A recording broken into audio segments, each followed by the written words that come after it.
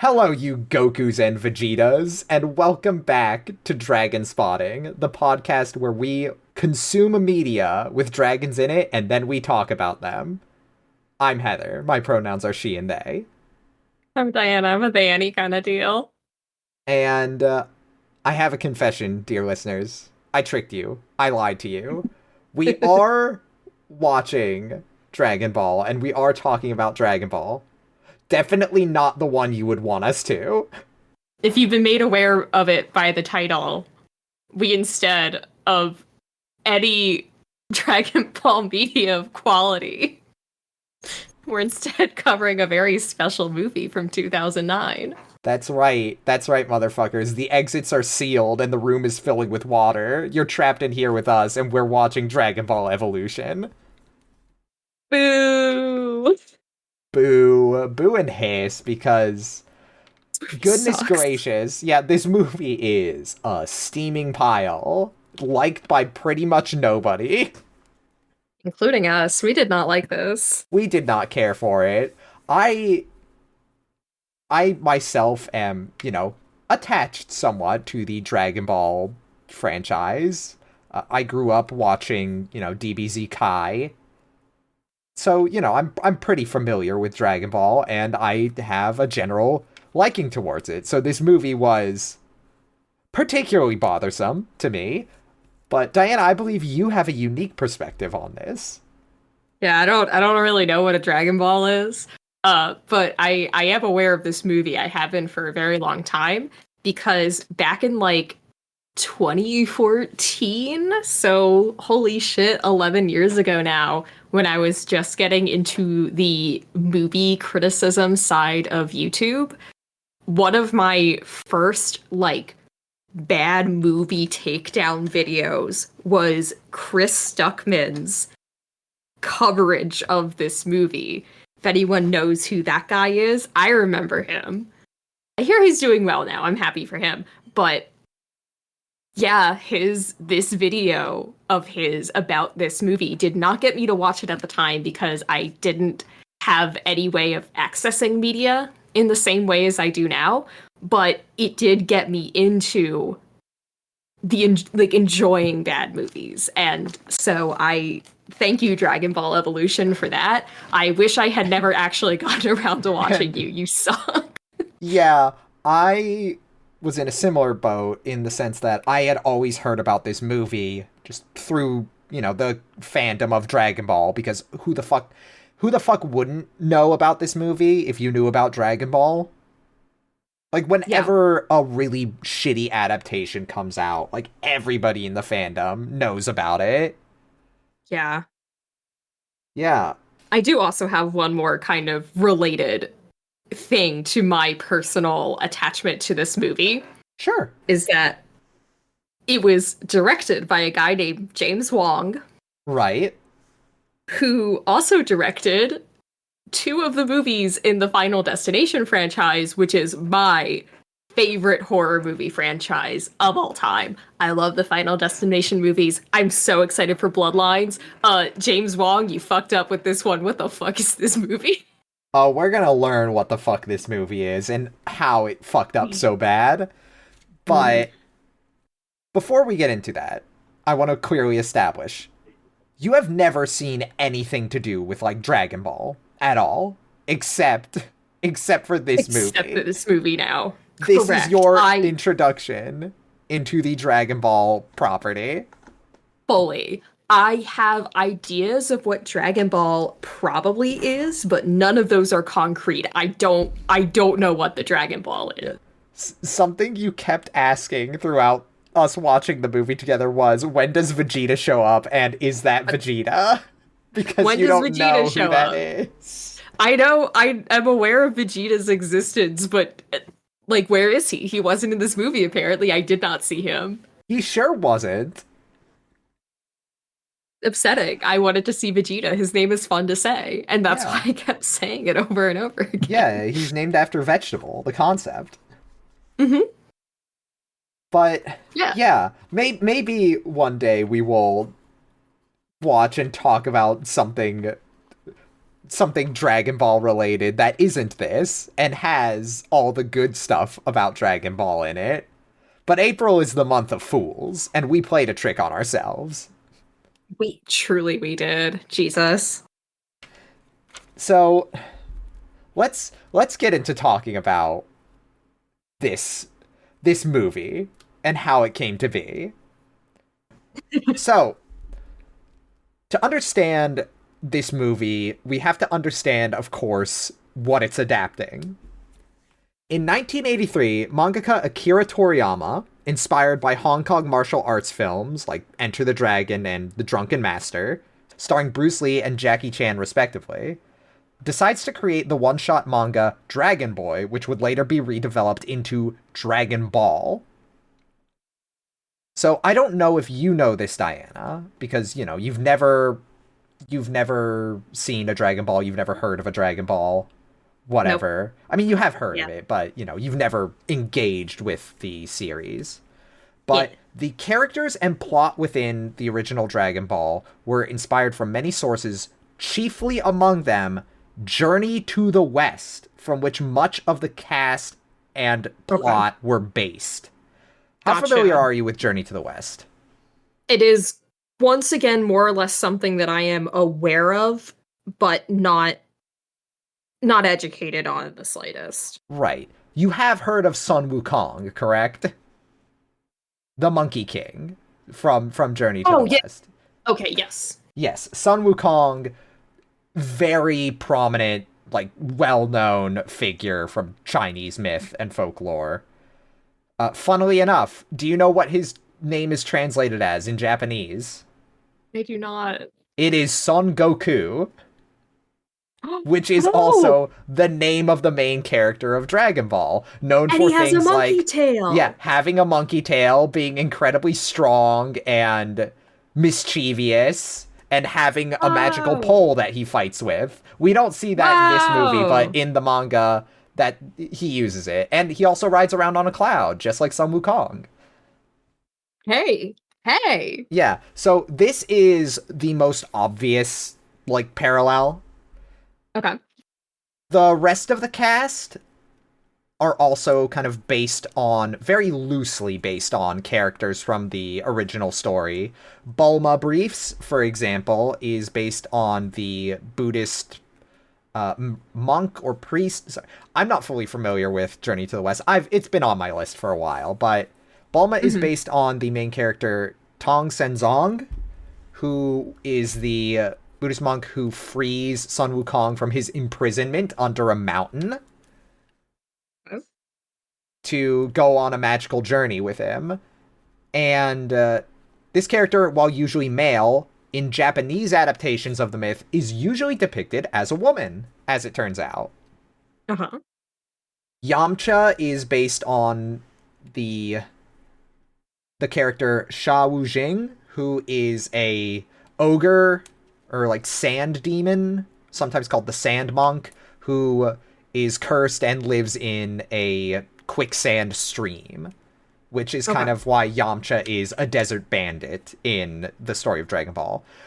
There is a fourth character who is based on the pig monk, Zhu Baji. His name is Oolong. He does not appear in Dragon Ball Evolution. None of the funny talking animal characters do. Oh, okay. I did not realize there were any funny talking animals in Dragon Ball. Diana, there are so many. Well, and it's a tragedy that they are not present in the movie.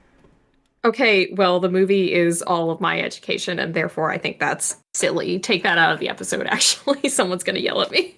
No, it's fine. It's funny.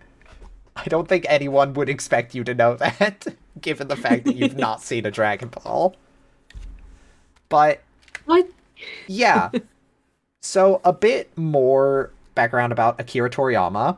He got his big break doing a series for Shonen Jump called Dr. Slump, which was kind of a gag manga starring a android built to be the perfect little girl, but she needs really thick glasses to see, is super naive, and does Bugs Bunny type antics.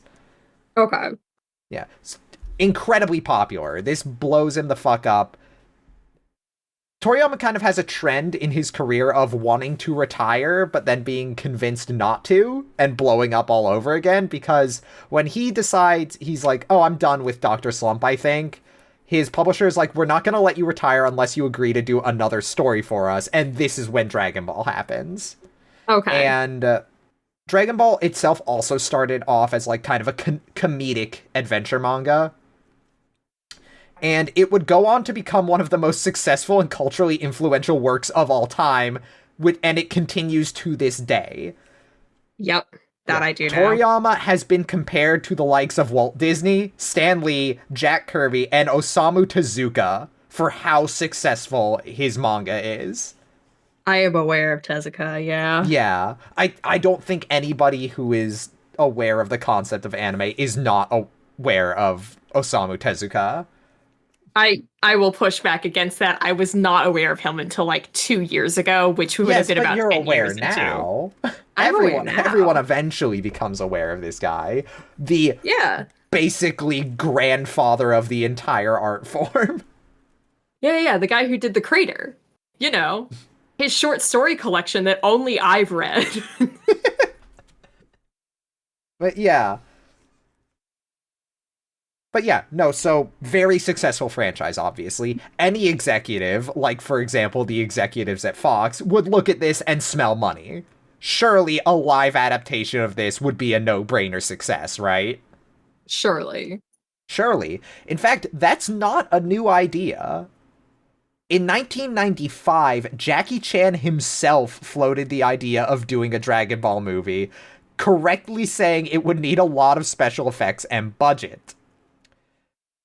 In 2013, in an interview for Dragon Ball Battle of Gods, I believe, which was kind of a big revival movie where Toriyama was returning to do more Dragon Ball after a very long retirement.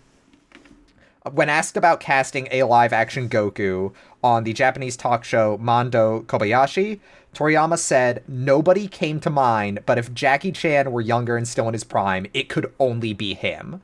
To give you an idea of, like, how this movie ought to have looked. Like, very heavily inspired by Hong Kong kung fu movies. Jackie Chan would have been Toriyama's only pick for playing Goku. Toriyama himself was kind of like a comedy writer, fascination with kung fu and these kinds of movies. We're painting a picture here, right? Where you can see in your mind's eye how this ought to look. Yeah, I'm gonna. Can I interrupt real quick because sure, go ahead. I just had the thought. What year was this interview again? 2013. This is decidedly after the release of this movie. In fact, because I'm.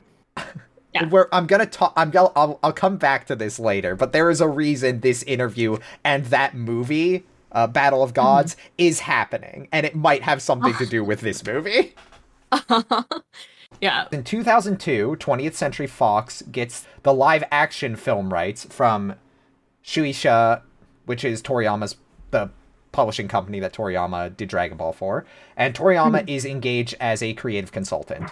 Also, just to establish here, I'm getting this from a variety of sources. I'm following the timeline on Wikipedia, but the more detailed information I am getting from sources such as a Variety article by Tatiana Segal, some interviews with Toriyama that I am sourcing from the Dragon Ball forum, kanzenshu.com, and some interviews with one of the actors that I'll bring up later from TV Guide and slashfilm.com.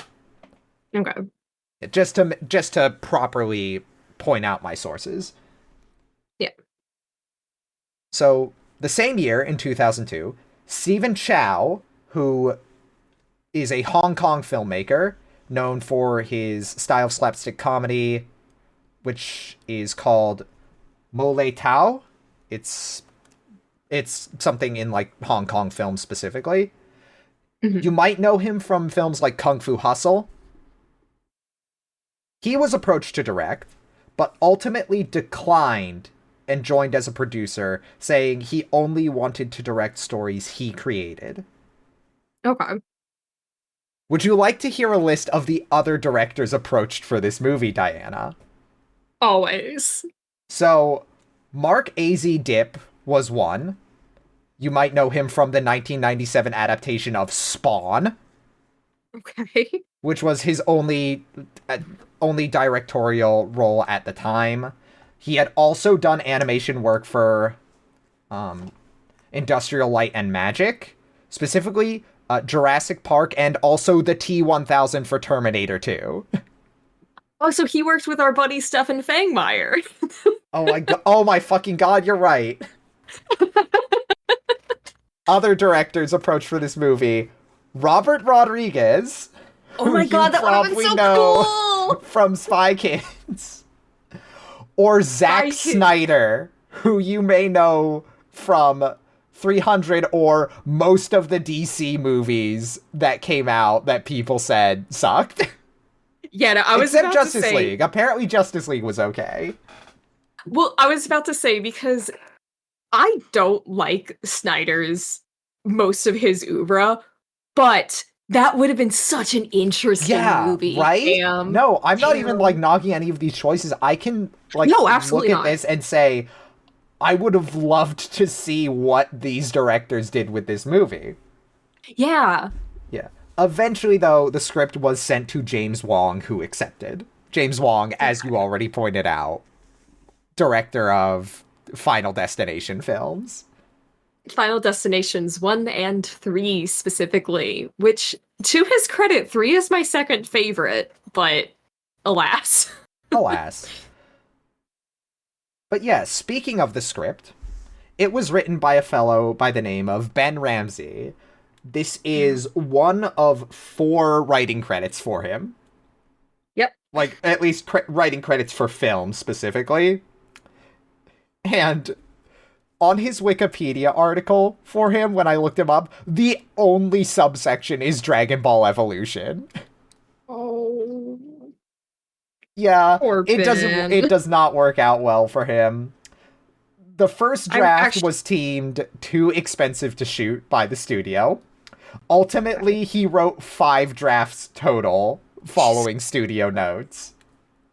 Allegedly, Wong was the one who wrote the final draft, but chose to be uncredited as co-screenwriter.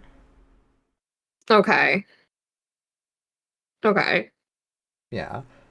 Did you have anything to say on that? It sounded like you had something to say. More just like, of course, like this gets into speculation of just like, was it because he was embarrassed by it, or did he want to give full credit to this guy who wrote 4 other drafts that the studio didn't take? I'm gonna be real. Know? It's probably the former. Yeah. So Yeah, because the budget, while we're on the topic of it, is weird. One of the actors was initially told $120 million was the budget for the production. In 2009, Spanish broadcasting network Telecinco reports 50 million. The actual budget was apparently closer to 30 million.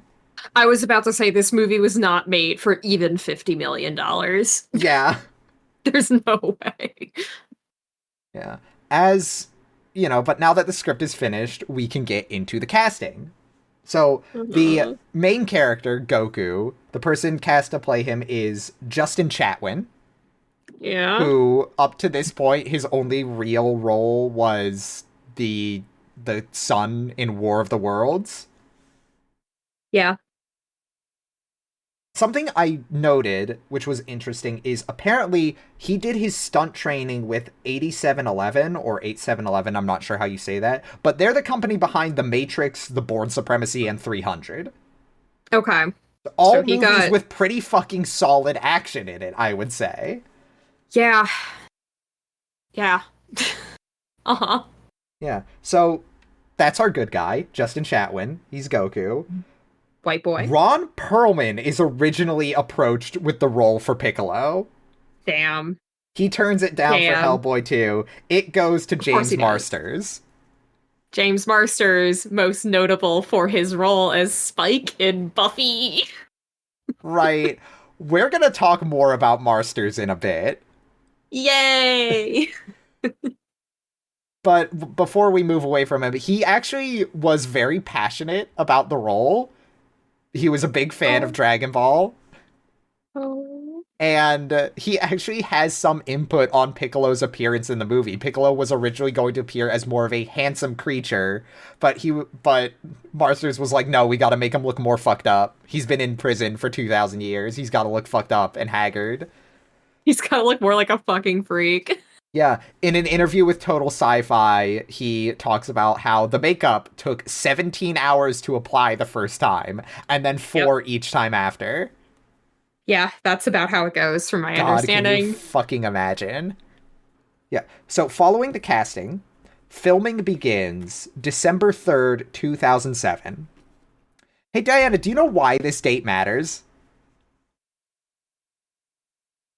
Fuck, I don't. You don't? Well, I will elucidate for you. This is in the middle of the writer's strike. Oh shit, yeah. Yes. The Ooh. writer's strike that went from November 2007 all the way through to the next year of 2008. Uh-huh. Yeah. Now, some people who are not fully familiar with how film production works might be thinking, well, the script's already written, surely. Why would it matter? No, Um, writers are required on set during filming because, hey, the phrase "it looks good on paper" exists for a reason. Sometimes shit doesn't work. yep. And you need the writer to be there to notice when it doesn't work and write new shit that does work. But you can't Yeah. exactly do that when they're all on strike. Nope. And that also kind of leads to things like subpar scripts getting approved for filming when they are not ready. Yay. Yeah. But most of the production ends up being filmed in Mexico. Kind of Okay, fitting for yeah. Dragon Ball, if you know anything about the cultural impact this series has had on Latin America specifically. Like, finales for Dragon Ball Super were state-sponsored events. They had state-sponsored showings in Mexico for some of the final episodes of Dragon Ball Super, to the point where Japan had to send official envoys to ask them to cease and desist, which they didn't. It's my favorite detail we found out together about this movie. Yeah, but Or not this movie, Dragon Ball in general. yeah. While on the topic of filming, let's talk about Marsters again, Uh-huh. because he gives a very thorough account of his experience in a article for slashfilm.com titled James Marsters' new Dragon Ball Evolution was doomed from his first day on set by Whitney Oh, Seibold. hell yeah. So Marsters says, I'm going to read some of the choice quotes from this article. Excellent. I'm sat. I'm seated. Dragon Ball Z was important for me as a father, so I was really into it when I got the role. And they told me it was a $120 million picture and that Stephen Chow was producing. Stephen Chow is Oh, the director of Kung Fu Hustle and Shaolin Soccer, which, if you guys haven't seen his films, go get them. Just fabulous. They're funny, goofy, violent, scary, everything you would need for Dragon Ball to work. And I want to point out this quote because he's right. Because as I stated before, Toriyama is a comedy writer. Like, that's how he got hmm his big break. That's where his big strength lied, was in, those comedic chops.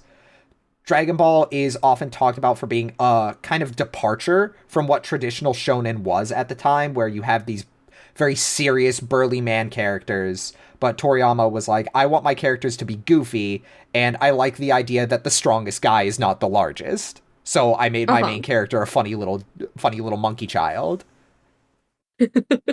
That he But yeah, did. yeah. So Marsters gets it. Marsters gets Dragon Ball. I also would like to point out, one second, one of the quotes, another quote Marsters said when he was brought on for the role of Piccolo. He calls Dragon Ball the coolest television cartoon in the last 50,000 years because it's got a Shakespearean sense of good and evil. Love it. He describes the character Piccolo as being thousands of years old, and a very long time ago he used to be a force of good, but then he got into a bad argument and was put in prison for 2,000 years. It got him very angry, he finds a way to escape, and then tries to destroy the world. Uh-huh. That's so this his guy summary gets of it. the character. Yes, this guy gets it. But, as he goes on in the article to say, and I get out to Durango, Mexico, and it's a $30 million picture, and Stephen Chow is just on paper to fool us down into the desert. And they don't even want to pay for the stuntman to get made up like me, so they never use the stuntman. They just kept putting me up on wires. I still have a separated clavicle from the shoot because it was just gnarly, but I still wanted my son to at least like my part in it. Oh. Yeah. No. Something else I want to point out. Apparently, most of this film was shot in an abandoned jeans factory in Durango, Oh my Mexico. Oh my god. Yeah. Marsters very clearly does not have a good time filming this movie, despite how much love he has for, you know, embodying this character and this Shakespearean sense of good and evil. Mm-hmm. But he gets the shoot done, and now it's premiere day, and he decides to, as he says, so it comes out, and I want it to hit because, frankly, we get 3 pictures out of it if it hits, and this is true. He had signed on for a trilogy. Oh, shit. Yeah, and he would later go on in interviews to say that he would have done 7. He was prepared to do 7 movies for this. That's how into it the idea he was. James Marsters is kind of a fucking legend, huh? He kind of is. But it comes out, and he wants it to hit because, frankly, we get 3 pictures out of it if it hits. And then he goes on to say, we get another chance to do it again, and then we get to do Dragon Ball Z material. And my character is going to transform into the Piccolo that we all know. Because I was doing King Piccolo, so I wanted to pump out and be Piccolo and surprise everybody. He was so ready for this to be a success, Diana. Yeah. Uh-huh. And so, my son was all excited about the movie. And so we go into the Cineplex, and he leads us into the theater, and I'm like, please, man, full house, opening night. And we walk in there, and it's packed. It smells like body odor. Beautiful. And it's hard to get 3 seats together. My daughter, my son, and I, and we get 3 seats together, and I'm so excited. Something in my brain goes off like, this is too good to be true. Oh no. And I lean over to the teenager next to me and say, is this Dragon Ball? And he goes, what? And I go, is this Dragon Ball? And he goes, what? No. This is Fast and Furious, man. Oh my god. They were in the wrong theater. They walked into the wrong theater. So we get up and we go across the hall to Dragon Ball. My son was so excited as he led us into the wrong theater. And I'm thinking, please, man, just 50 people. And we walk in there, and including us 3, there's 5 people in the audience. I cannot hear you. I think Discord might have eaten whatever your reaction to that was. Unless it was stunned silence. No, it ate me giggling. Yeah. A true fucking tragedy, honestly. Yeah, as much of a tragedy as this story is. Oh, man. Oh, man. Yeah. But yeah, this opened alongside Fast and Furious, the first one. Jesus. Oh, God. Yeah. So this opened with a weekend of $4 million. Oh. On Easter weekend, no less. No. But alas, this movie was not going to come back from the dead, like our Lord Jesus Christ. Surprisingly, it at least makes back its budget. It ends its run with a $56 million gross internationally. Okay, so that's still effectively a box office bomb, or might Effectively just a be a bomb, failure. yeah. Well, Yeah. no, I would say, like, definitely. I established, Diana, how fucking Yeah. massive Dragon Ball is. For it to be Yeah, so this yeah, much of you're a right. failure is truly devastating. Yeah, you're right. Completely a bomb. Yeah. So, what is the fallout of this movie, other than the What is the financials? fallout? Tell Well, me, Heather. first and foremost, do you remember Ben Ramsey, the writer of the script? Yeah. He issues a formal apology Oh. on his Facebook page where I Oh. will now read. Oh my God. I knew that it would eventually come down to this one day. Dragon Ball Evolution marked a very painful creative point in my life. To have something with my name on it as the writer be so globally reviled is gut-wrenching. To receive hate mail from all over the world is heartbreaking. I spent so many years trying to deflect the blame, but at the end of the day, it all comes down to the written word on page, and I take full responsibility for what was such a disappointment to so many fans. I did the best I could, but at the end of the day, I dropped the Dragon Ball. Oh I my went God. into the project chasing after a big payday, not as a fan of the franchise, but as a businessman taking on an assignment. I have learned that when you go into creative endeavor without passion, you come out with suboptimal results, and sometimes flat out garbage. So I'm not blaming anyone for Dragon Ball but myself. As a fanboy of other series, I know what it's like to have something you love and anticipate be so disappointing. To all the Dragon Ball fans out there, I sincerely apologize. I hope I can make it up to you by creating something really cool and entertaining that you will like, and that is also something I'm passionate about. That is the only work I do now. Best, Ben. Oh my God. So that's his official apology. Yeah? There are actual tears in my eyes from listening to that. Yeah. In Holy 2021, shit. Ramsey retracted his apology on his Facebook page. Oh. For the public record, I am in no way, shape, or form responsible for the train wreck that was Dragon Ball Evolution. My script was infinitely better than the dumpster fire they actually shot. In fact, my draft was the thing that brought Stephen Chow on board, who, up to that point, had no desire to make an American movie. The only reason I apologized back in 2016 was because I felt the fans deserved one, and I knew they weren't going to get it from anyone else involved, so I jumped on the sword alone for the fans, to give them a sense of closure. This one is for me. Now I'm an old fart and basically don't give a fuck for the most part, because in this day and age, any of us could be dead tomorrow.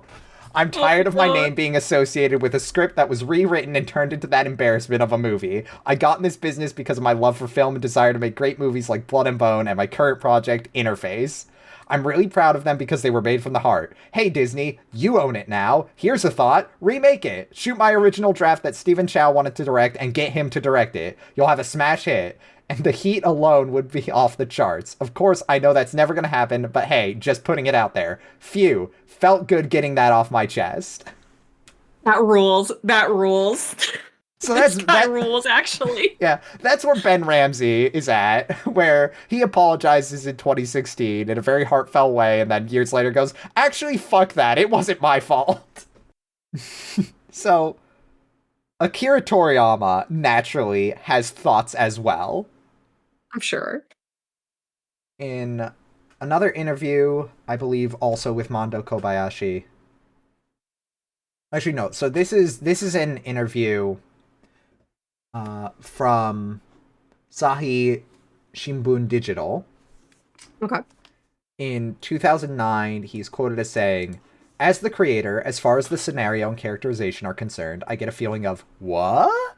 But the director, everyone in the cast, and the crew are on set are ultra high caliber. Maybe it's correct for both me and all the fans to appreciate this as a new Dragon Ball in a separate dimension. With the power on set, perhaps it will even become a great masterpiece. I'm greatly anticipating it. Oh.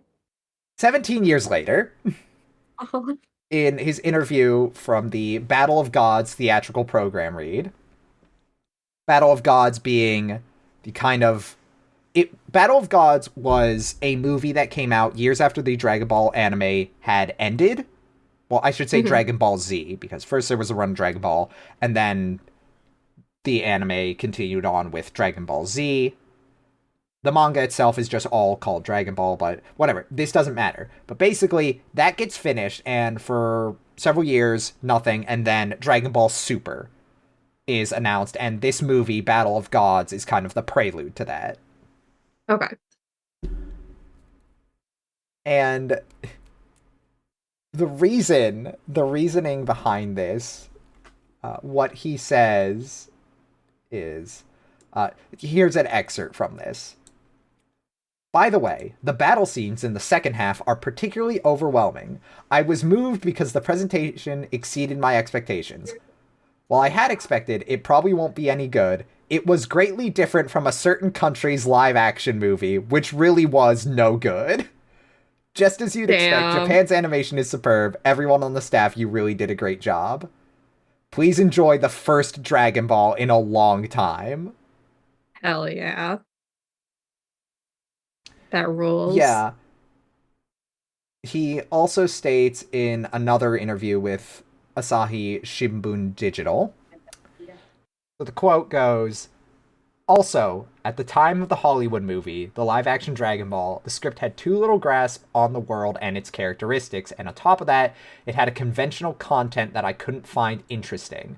So I cautioned them and suggested changes, but in spite of that, they seemed to have a strange confidence and didn't really listen to me.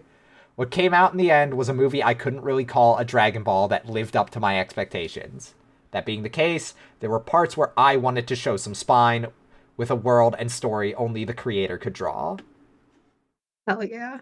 Basically, from this interview and from others, he explicitly states, essentially, I was done with Dragon Ball. I didn't want to do any more Dragon Ball. But the live-action movie was so bad, I came out of retirement to make better Dragon Ball. Because I could not allow that to be the last word in the series. How fun. And he continued working on Dragon Ball up to the point of his death. Damn. Which... yeah. His death in 2024. So very recently. Mm-hmm. But yeah.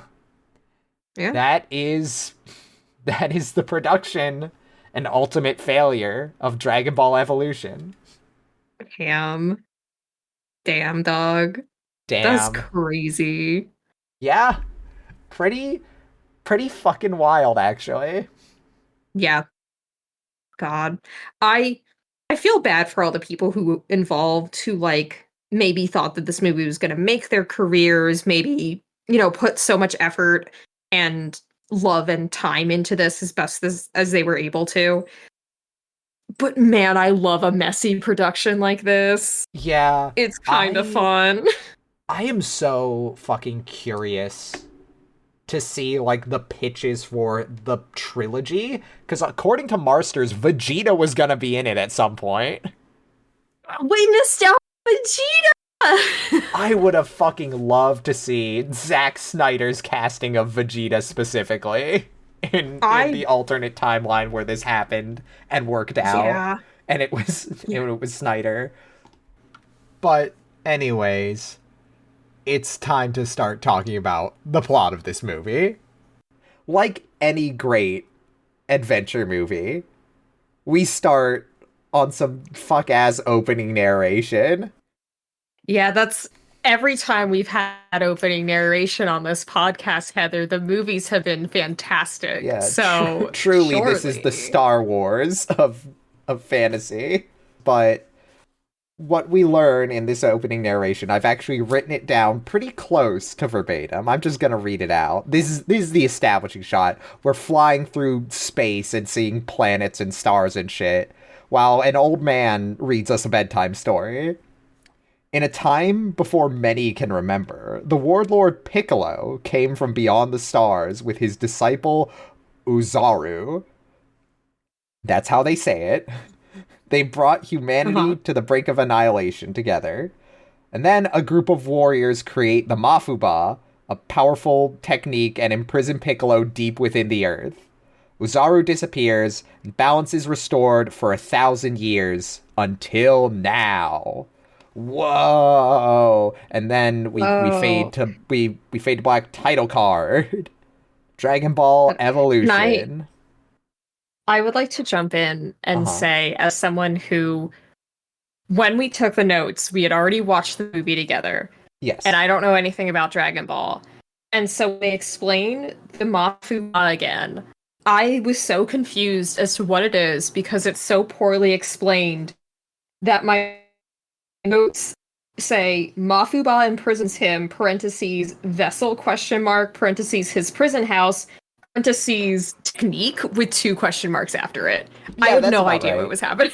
That's about right. Already. So, Yeah. yeah, this I'm gonna chime in with like a little bit of, yeah, this is accurate, this is not accurate, because there's quite a bit here that is quote unquote accurate to the source material, but is just executed so strangely that it's almost unrecognizable. The Mafuba is actually something lifted directly from the source material. It's often translated in English as the evil containment wave, which is like a powerful technique Oh. specific to what it does is it uses your life force to trap evil inside literally any container. In the original Dragon Ball, at one point, they use a rice cooker. It's Good. great. Excellent. So, yeah, we fade to black again after the title card, and we get a different old man saying, "The first rule is there are no rules." This is a dumb line. This is a dumb line, and I hate it. It's completely meaningless It means fucking in nothing. regards to this tale. Yeah, it is just a completely worthless statement. It doesn't even come back until like the very end of the movie, and it's not even a good payoff. This is What like are you if talking about? This movie Brahmisms is from perfect. Aragon. This is like if the Brahmisms from Aragon sucked even more. God, we're having so many like so many parallels already to Aragon for some Yeah, reason. this is truly the Aragon of the Star Wars of fantasy. But Yeah. yeah, after this completely meaningless and inane statement, we that thinks it's deep, we cut to a very close up of a sweaty boy, the sweatiest boy, who is stanced up in He's his so middle wet with schooler it. fit on like two tight ropes. And when I say middle schooler fit, I mean he Yeah. is wearing a t-shirt, like a graphic tee over a long sleeve and some fucking jeans. He's like It almost in is the the most 2009 ass outfit in the yeah, world. yeah, he's almost in the fucking, I had to do it to him pose. And he looks like such a dork. Anyways, this is Justin Chatwin. This is Justin Chatwin as Goku in quotation marks. Yeah, who just looks like some fucking white boy, if I'm being honest. No offense to Justin Chatwin, but this is not Goku. This is even I know that this Yeah. is not I Goku. learned something really funny while doing research for this. Apparently, the casting director, like, they decided not to do anything with his hair because they thought it already looked like Goku's hair. And Diana, you Well, have seen Goku. Like, I'm sure at some point you have seen what Goku looks like. yeah. That does not look like his fucking hair. No, it looks like, you know how in the 90s, like the goths and the punks, they would use gelatin, like straight up like jello packets from jello, and they'd mix it up and they put it in their hair to make their mohawks stick up. That's Genuinely, what I his did hair not know is that. doing. Yeah, that's a thing. No, that's what his hair looks like it's doing. It's That's it's got that kind of like it's got like a weird clumpiness to it. Yeah, it looks like it's just got a lot of product in it. Yeah, it looks like, oh, here's a reference that some people will understand. It looks like fucking in the Dear Evan Hansen movie adaptation. It looks like Ben Platt's hair in that, but like less curly. That's what it Yeah. looks like. Yeah. Sorry, we're being mean to him. No, the point Oh being, no. this does not look like Goku, but the movie thinks it does for some reason. Anyways, he stands up on these two tight ropes because his Grandpa Gohan, is preparing to kick his ass. He jumps up and he tells Goku to prepare to eat dirt. And we have some really disappointing fight choreography. Like, immediately, it's so slow. It's so bad. This is a running theme throughout the movie. The way that they filmed the fights is like is that they kind of didn't. It's almost like they weren't actually having any of like the hits land. Like they weren't doing any stunt coordinators who were Yeah. like doing anything. So they're just like filming individual shots of the actors fucking around and then falling on their faces. Yeah, And it's all like really close up. It's weird. yeah, if you have ever seen, like, the Matrix trilogy, there's a scene in one of the movies where, like, the agents are trying to beat up on Neo, and he just looks so fucking, like, tired and done with it, and he's, like, not even paying attention. And that's what every fight looks like. But, like, not on purpose. Yeah, we see some awful CG. Goku kicks a beetle into his granddad's mouth. It's an awful CG bug. And then the granddad hits him with an awful CG blast. It's like a weird, like, warbly Adobe After Effect that hits him. And his Yeah. face goes all like, bleh, like he's being blasted with a leaf blower. And he falls off he falls off his fucking ropes and into the dirt. Yeah, like a little idiot. Grandpa Gohan calls this Shadow Crane Strike, and apparently Goku always falls for it. Now, if you're a real Dragon Ball head like me, you know that Grandpa Gohan did not train with the Crane School, so this is already bullshit. I'm gonna be talking a lot of shit that you have no context for, Diana, but everything about this fucking movie is wrong. Every single thing. They, like, this already feels so lifeless. Mm-hmm. Like, they go on this spiel and start to tell us about, like, Ki and the martial arts world of Dragon Ball. We get a very subtle shot of 7 ball-shaped rocks in this little gravel garden that Grandpa Gohan is tending. Yeah. It's importantly one of the things that they bring up is in kind of saying like, oh, you always fall for Shadow Crane Strike or whatever it's called, it doesn't matter. Gohan specifically points to the fact that Goku relies too much on the physical and should instead rely on his ki to like sense attacks coming and also to attack with that. And Yeah. Goku is like, like he tries to feel his ki and he's like, shoot. Oh darn, I'm still not getting it. Gee whiz, Grandpa, I can't use my ki. Golly willikers. For one thing, he uses his ki just fine later. This doesn't really come up with anything. Two, this conversation never... Like, this amounts to nothing throughout the rest of the movie. It amounts to fucking nothing. This, like, is all entirely needless setup. Hey, do you know how the original Dragon Ball starts? How does it start, Heather? Grandpa Gohan is basically already fucking dead. It doesn't... Oh, okay. It does not start with any of this bullshit. Bulma finds Goku in the woods, shoots him with a gun, it doesn't work, and then they're like, well, I guess let's go find the Dragon Balls together. Oh, okay. That's how Dragon Ball starts, because it doesn't feel the need to do all this fucking bullshit. It kind of just gets to the story it wants to tell.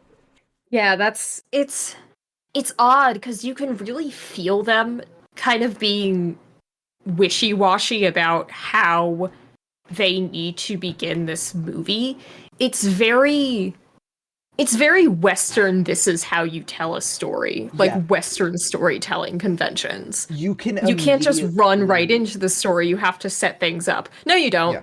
I was gonna say, you can immediately tell that they don't fucking get it.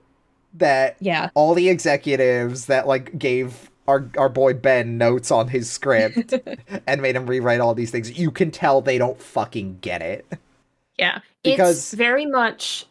Yeah. Oh, I was gonna say, because, hey, one of the first things we learn about Goku, the first set of things, is that Goku can't do any of his moves well, and he goes to school, and he promised not to fight, and is also interested in girls, and just wants to be normal. And if you know literally anything about the character of Goku, every single thing here is wrong.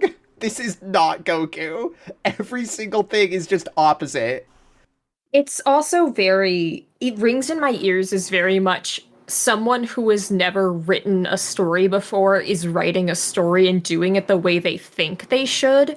And to me, the big hallmark of that is not knowing how to separate plot from narrative and also those two things from story. I'm not going to fully explain it except to say plot is not just everything that happens, it's the order in which you're telling a story. And someone who knows what they're doing knows that you don't necessarily go from point A to point B to point C to point D. Yeah. Sometimes what you do is you start at point C, you explain point A, and then you go back to point D. Maybe you get a little bit more of point A, maybe a little point B, you suddenly jump ahead to point J. Like, that's how plot tends to actually work. This is somebody starting at point A and just barreling on through all the way to Z. Yeah. It's quite obvious. Yeah. This is like, we're not even past the first fucking scene of this movie.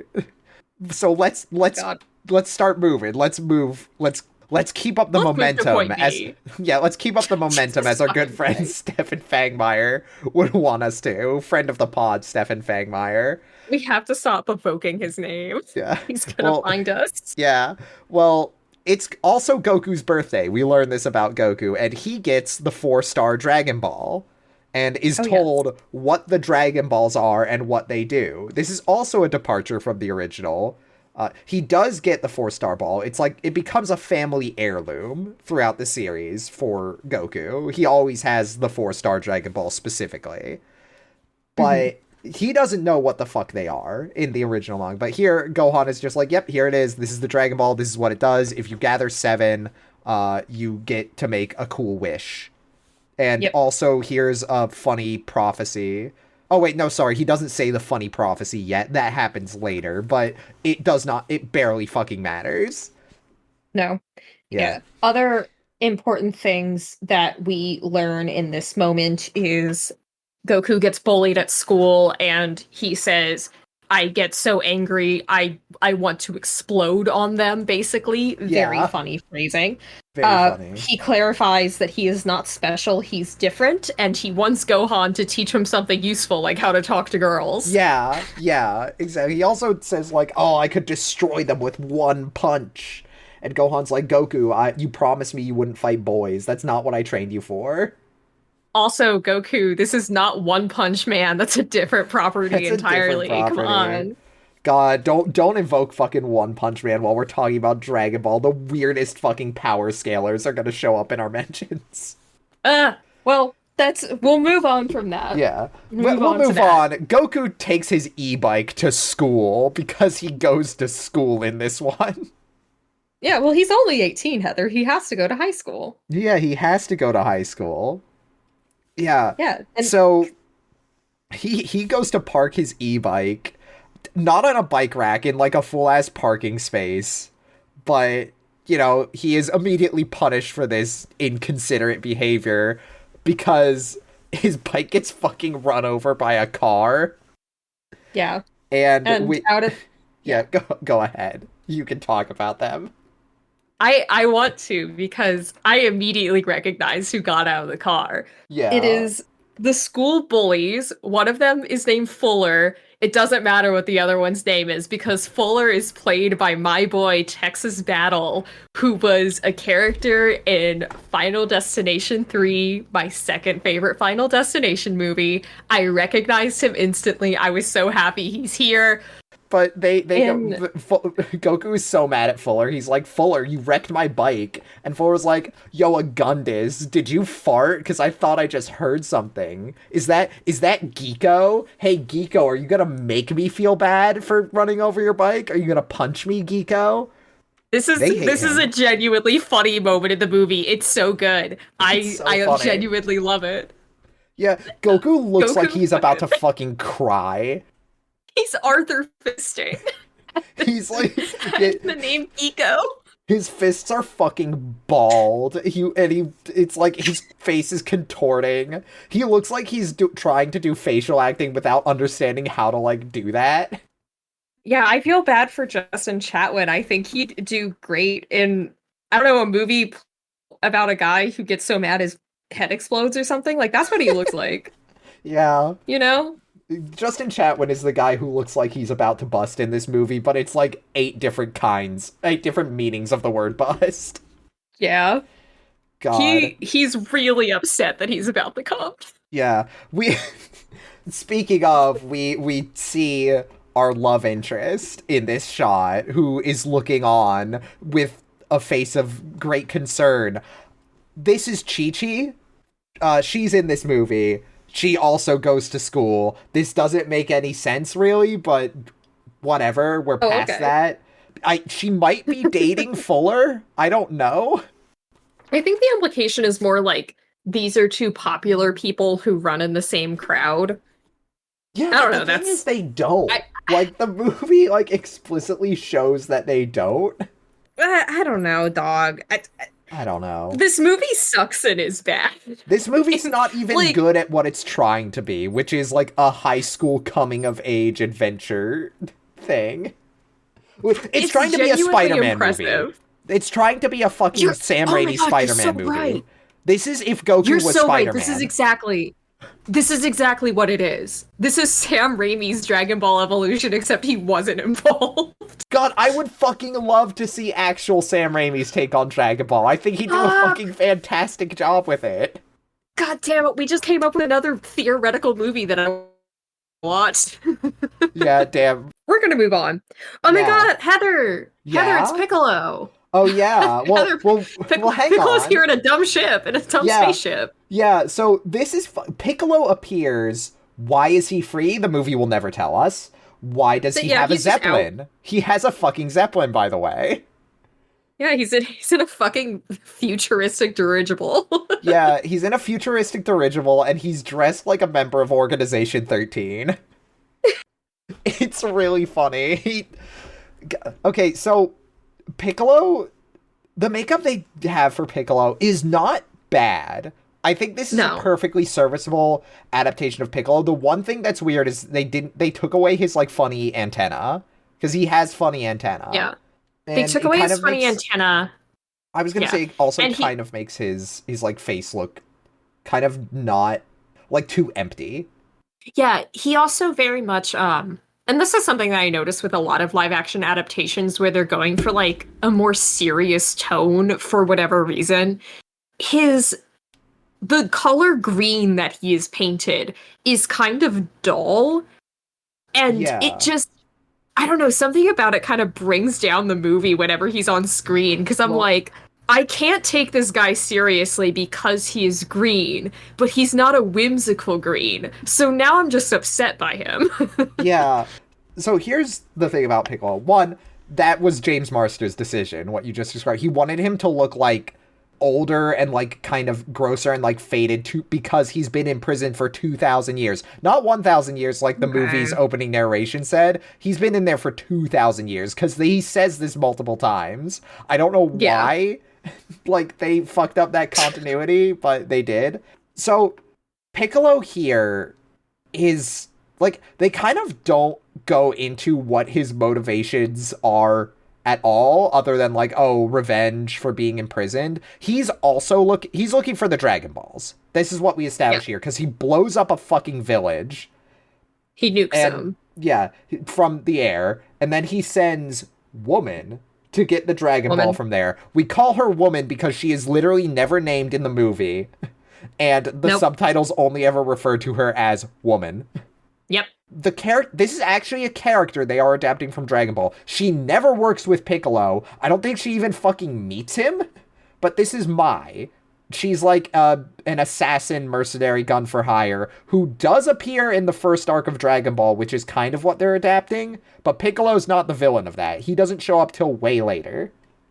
But she's here to fuck shit up though. She's kind Yeah. of like his like again, like you said, she's an assassin. She kind of does all his dirty work. Well, She not does all of his it. dirty He work. he did blow up a city all by himself. He did, but now that's kind of from the sky, you know, like he didn't see anybody that he Yeah. killed. She's on the ground to grab the Dragon Ball itself. And now that she's here, she runs into a woman who has a child. This doesn't matter except for the fact that the woman is hiding the Dragon Ball. And when she gives it to woman, Piccolo then also shows up, and they presumably kill her off screen in front of her child to establish that they are evil, I guess. You would think this is to establish the child character as being someone important who's going to show up later with character motivation and what. No. Huh? No. What? No, this doesn't happen. That's not how this works. That different kind of movie. Yeah. Oh, hey, we're back with Goku in class. Yeah. He's in class now. He's learning about an eclipse that's going to happen in a week. Surely this is not important. Yeah, well, Goku doesn't think it's important either, because he immediately begins a weird, horny hallucination of Chi-Chi eating strawberries seductively across from him in class. It looks like a commercial to promote fruit. Yeah, well, no, because this wouldn't promote fruit. This would promote something bullshit like car insurance or body wash. So it's just strawberries. They're the best. I'm eating them. Like, that's what, I don't know. That's how this felt to me.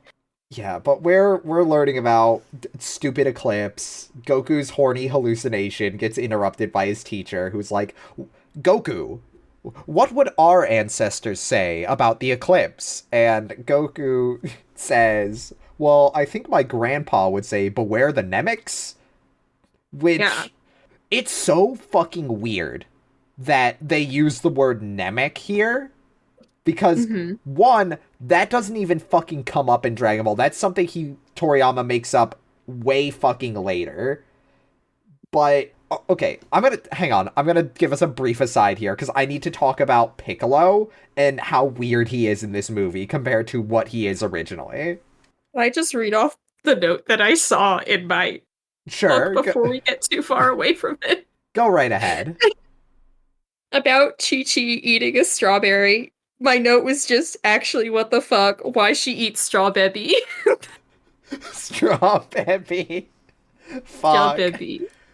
Okay, God, talk you're about fucking Piccolo. Losing it. Okay, so Piccolo. Specifically, King Piccolo. A lot of what they establish in this movie is kind of true. He is an evil force that was imprisoned. He does break out.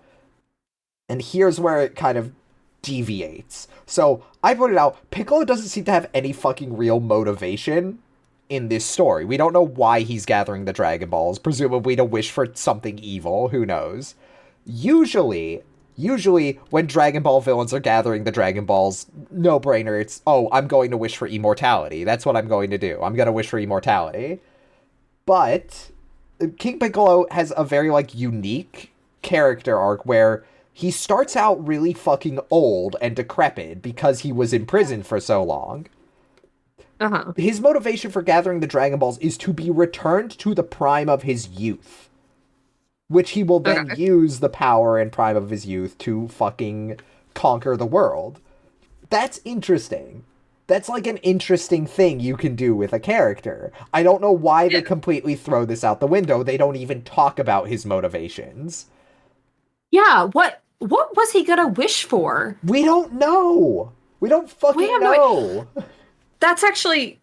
We keep going off track, but I genuinely think this is a good time to get into, how weird the world building in this is. Uh-huh. And I get it, because, again, I don't know anything about Dragon Ball, so I don't know what the setup for that world is. Just based on from what I've seen, they do seem to be kind of doing some fun stuff where, characters wear clothes that are kind of anachronistic to any given timeline, and that's just part of the world. Yeah. But this is very much it feels like we're in the early 2000s. We're in 2009, the most blurst year of all time. But also, they use key cards to get into their lockers, and their classroom has, a futuristic kind of, window-whiteboard situation, where it's, there's some, higher tech stuff. When Balma shows up, they show, she works in a place that's kind of high-tech with it. Yeah. But again, everyone's in early 2000s clothes. It's... Again, the anachronistic side of it, but then also, Goku gets explicitly asked about, ancestor worship. But then also, where are they in the world? Because we see the Earth. We're on the Earth.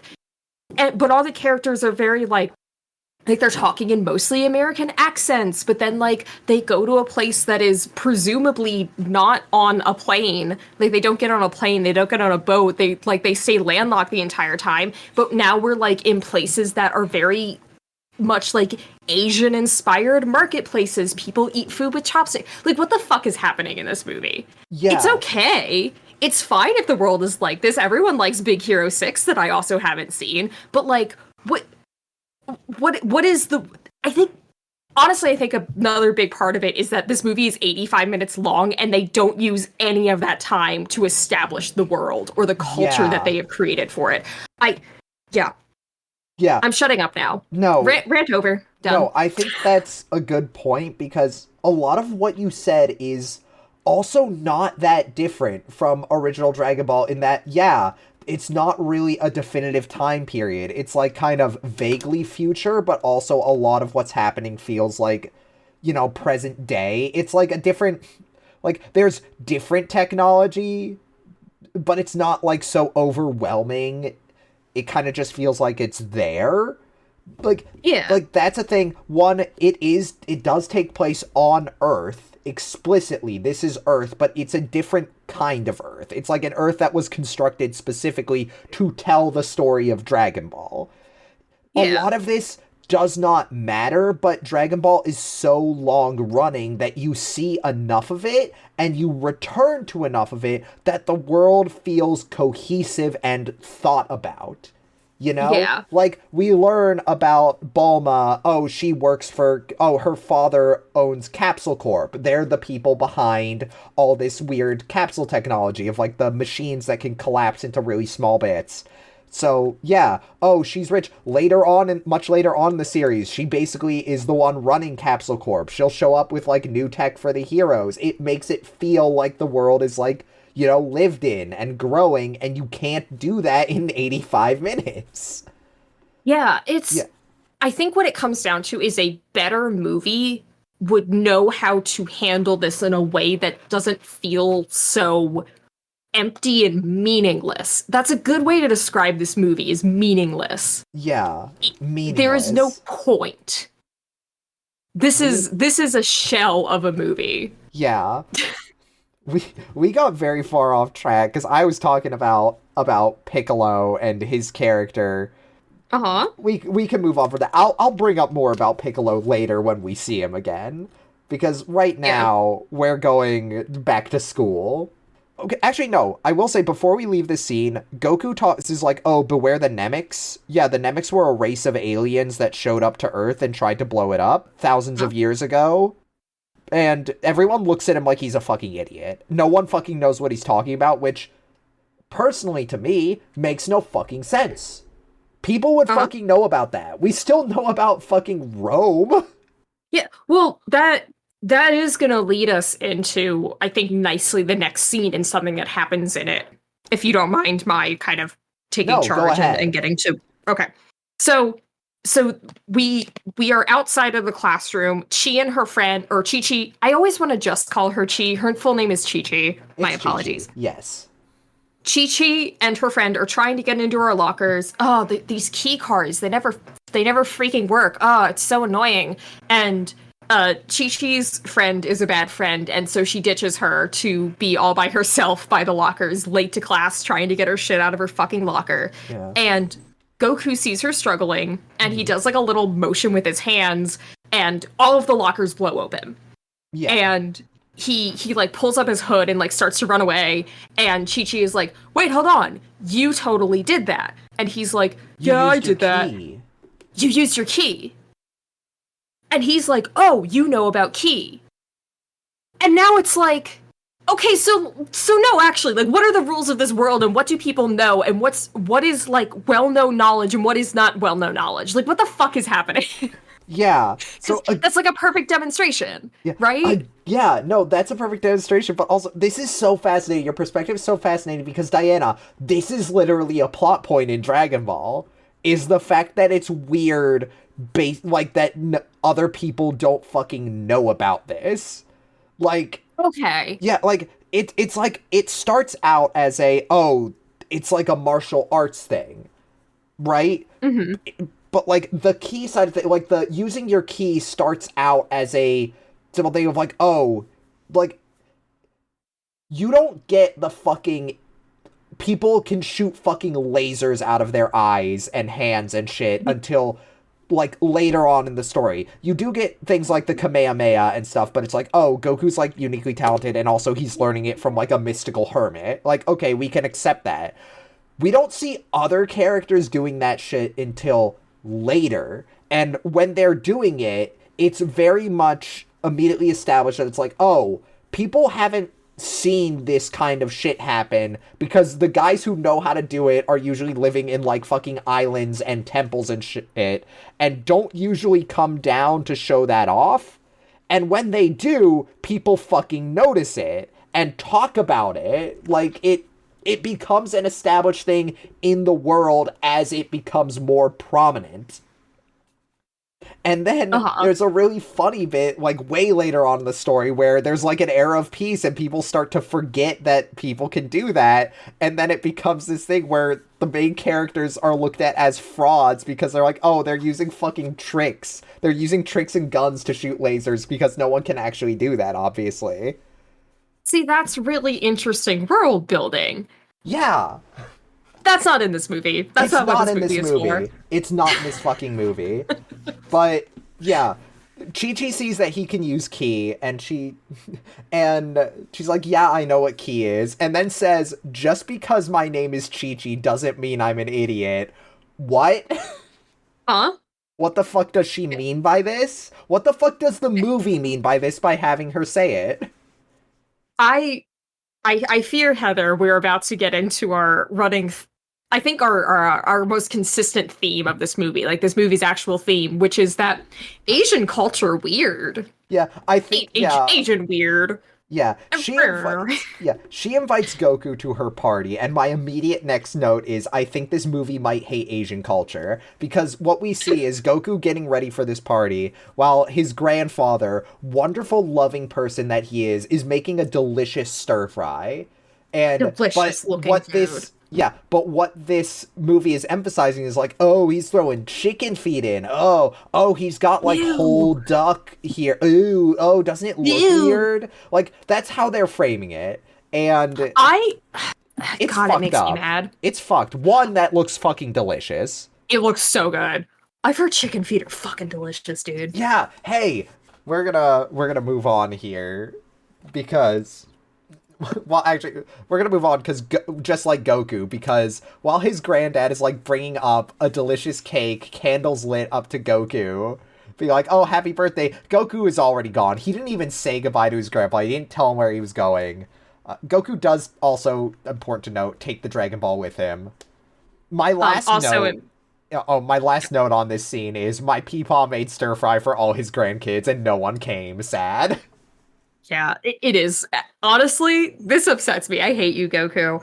You did forget one very important detail, which is that Goku is like getting ready to leave by gelling his hair and smoothing back his hair. But funny bit, his hair sticks back up. It's too wild, and gel gets everywhere. Yeah. God, sucks. Goku would never fucking leave his granddad. He loves his granddad. This is something that is established like multiple times in the show.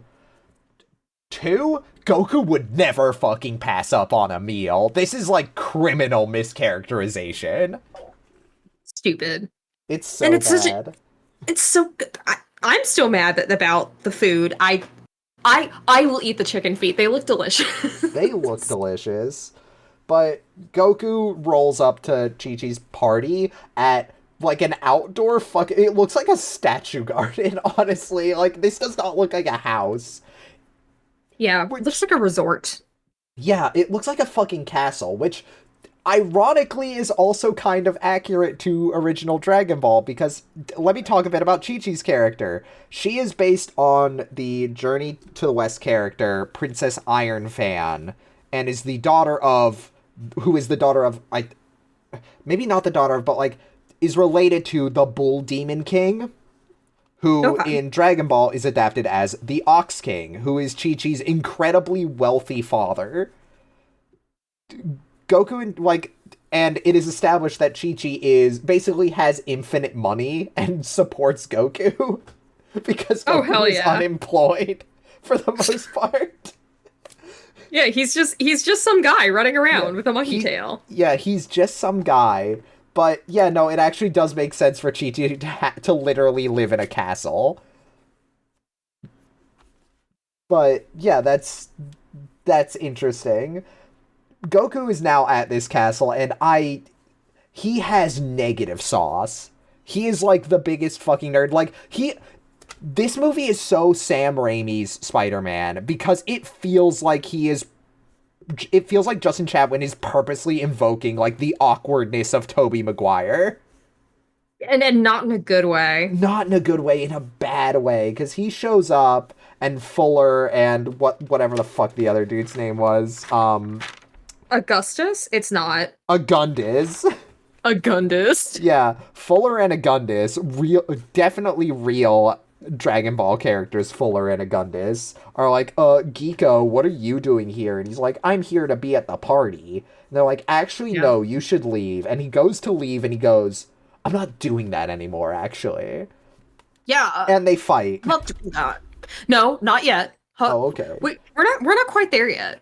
Oh, I think this is yet? important because he basically does you're looking at the future president of the United States thing where he's like, I said I wouldn't fight anyone. I said I wasn't going to beat you guys up. And the one bully is like, oh yeah? And then he takes the glass of water that he's drinking and dumps it on the ground, not on Goku, but like around his feet, and is basically like, what are you going to do about it? Yeah, And costuming didn't want them to get the clothes wet. Didn't want them to get the clothes wet, but also, like, my assumption for, like, in-canon explanation for what's happening is maybe he wanted it to look like Goku pissed on the ground or something. I don't know. I don't know. Yeah, this is when they start fighting, important the bullies throw the first punches, and Goku is like, oh, whoa, you missed. And then they get into another terrible action sequence where you can't tell what the fuck is happening at any point. Yeah, there's a really funny bit where he's like dodging all their hits. He's not hitting them back or anything. He's like making them run into each other and whatnot. He makes Fuller wreck his own car. There's a really stupid fucking move he does where he like side flips and his head slides along the roof of the car with like a really loud squeak. I have a video I need to show you later where someone recuts that entire fight where every single move he does results in that. That rule. It's really funny, but like they get wrecked and Goku like stands like he's got that fucking like nerd pride that really sucks. He's like, oh hey Chi-Chi, I thought I was just showing Fuller and his gang my stuff. And it's like, God, how do you give a character like Goku negative sauce? Like how do you this do that? Really, the fact that Spider-Man 3 came out the same year as this feels really appropriate for what they're trying to do. Yeah, he is like fucking black suit Peter Parker in this. Hold on, I'm gonna get really close to my microphone to make sure this gets through. Dig on this. This one's for you. Dig on this. Yeah, but Chi-Chi does seem to be digging on this because we get an insufferable romance scene. Because I just gave myself the ick.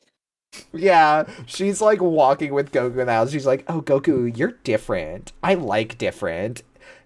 And we're actually not that different, you and I, Goku. It's like the most cliche shit interrupted by a single second shot of the full moon. Yeah. What I love about this is she's kind of like trying to get deep with him where she's like, we're more alike than you think, and kind of like looks off implying she's got a secret. And Goku, oblivious, just goes, wow, this is the best birthday ever. Yeah, Goku's like, I gotta make this conversation about me again. I hate this guy so fucking much. It's tragic what they have done to Goku. But after this, he's like, oh, yeah. Also, I never knew my parents, by the way. I never knew my parents. And usually I have spent every single birthday with my grandpa, and we celebrate together at this exact time. Also, I didn't tell him I was coming here. And we Yeah. cut back to we cut back to Grandpa Gohan sitting alone in the house. The candles on the cake are burned down to nothing, and the rest of the food is like untouched. Yeah. This is the moment in my notes where I started referring to him exclusively as Geeko, specifically because he left his grandpa alone on his fucking Yeah. birthday. This guy Yeah. How sucks. fucking dare you, Geeko? Fuller is right to want to kick your ass. Yeah. Gundus is right for I'm pretty sure he was the one who dumped Yeah, I'm water pretty on the sure that was a ground. Gundus. I'm gonna name And my next cat a Gundus. oh, okay. I think Yeah. it's a funny name, Yeah, actually. but an enemy appears at Goku's house, and unfortunately, it's not a Gundus. It is Woman. She goes to attack Grandpa, but Grandpa's got moves, and he looks very confident that he can beat Woman until Piccolo rolls up and uses psychic power to break all of Peepaw's bones and crush his house. It looks like fucking.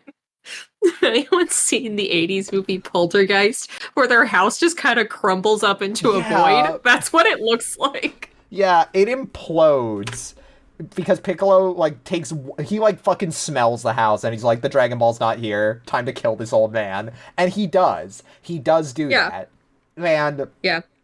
I promised I'd talk more about Piccolo when he shows up again and like finish my thought on his character.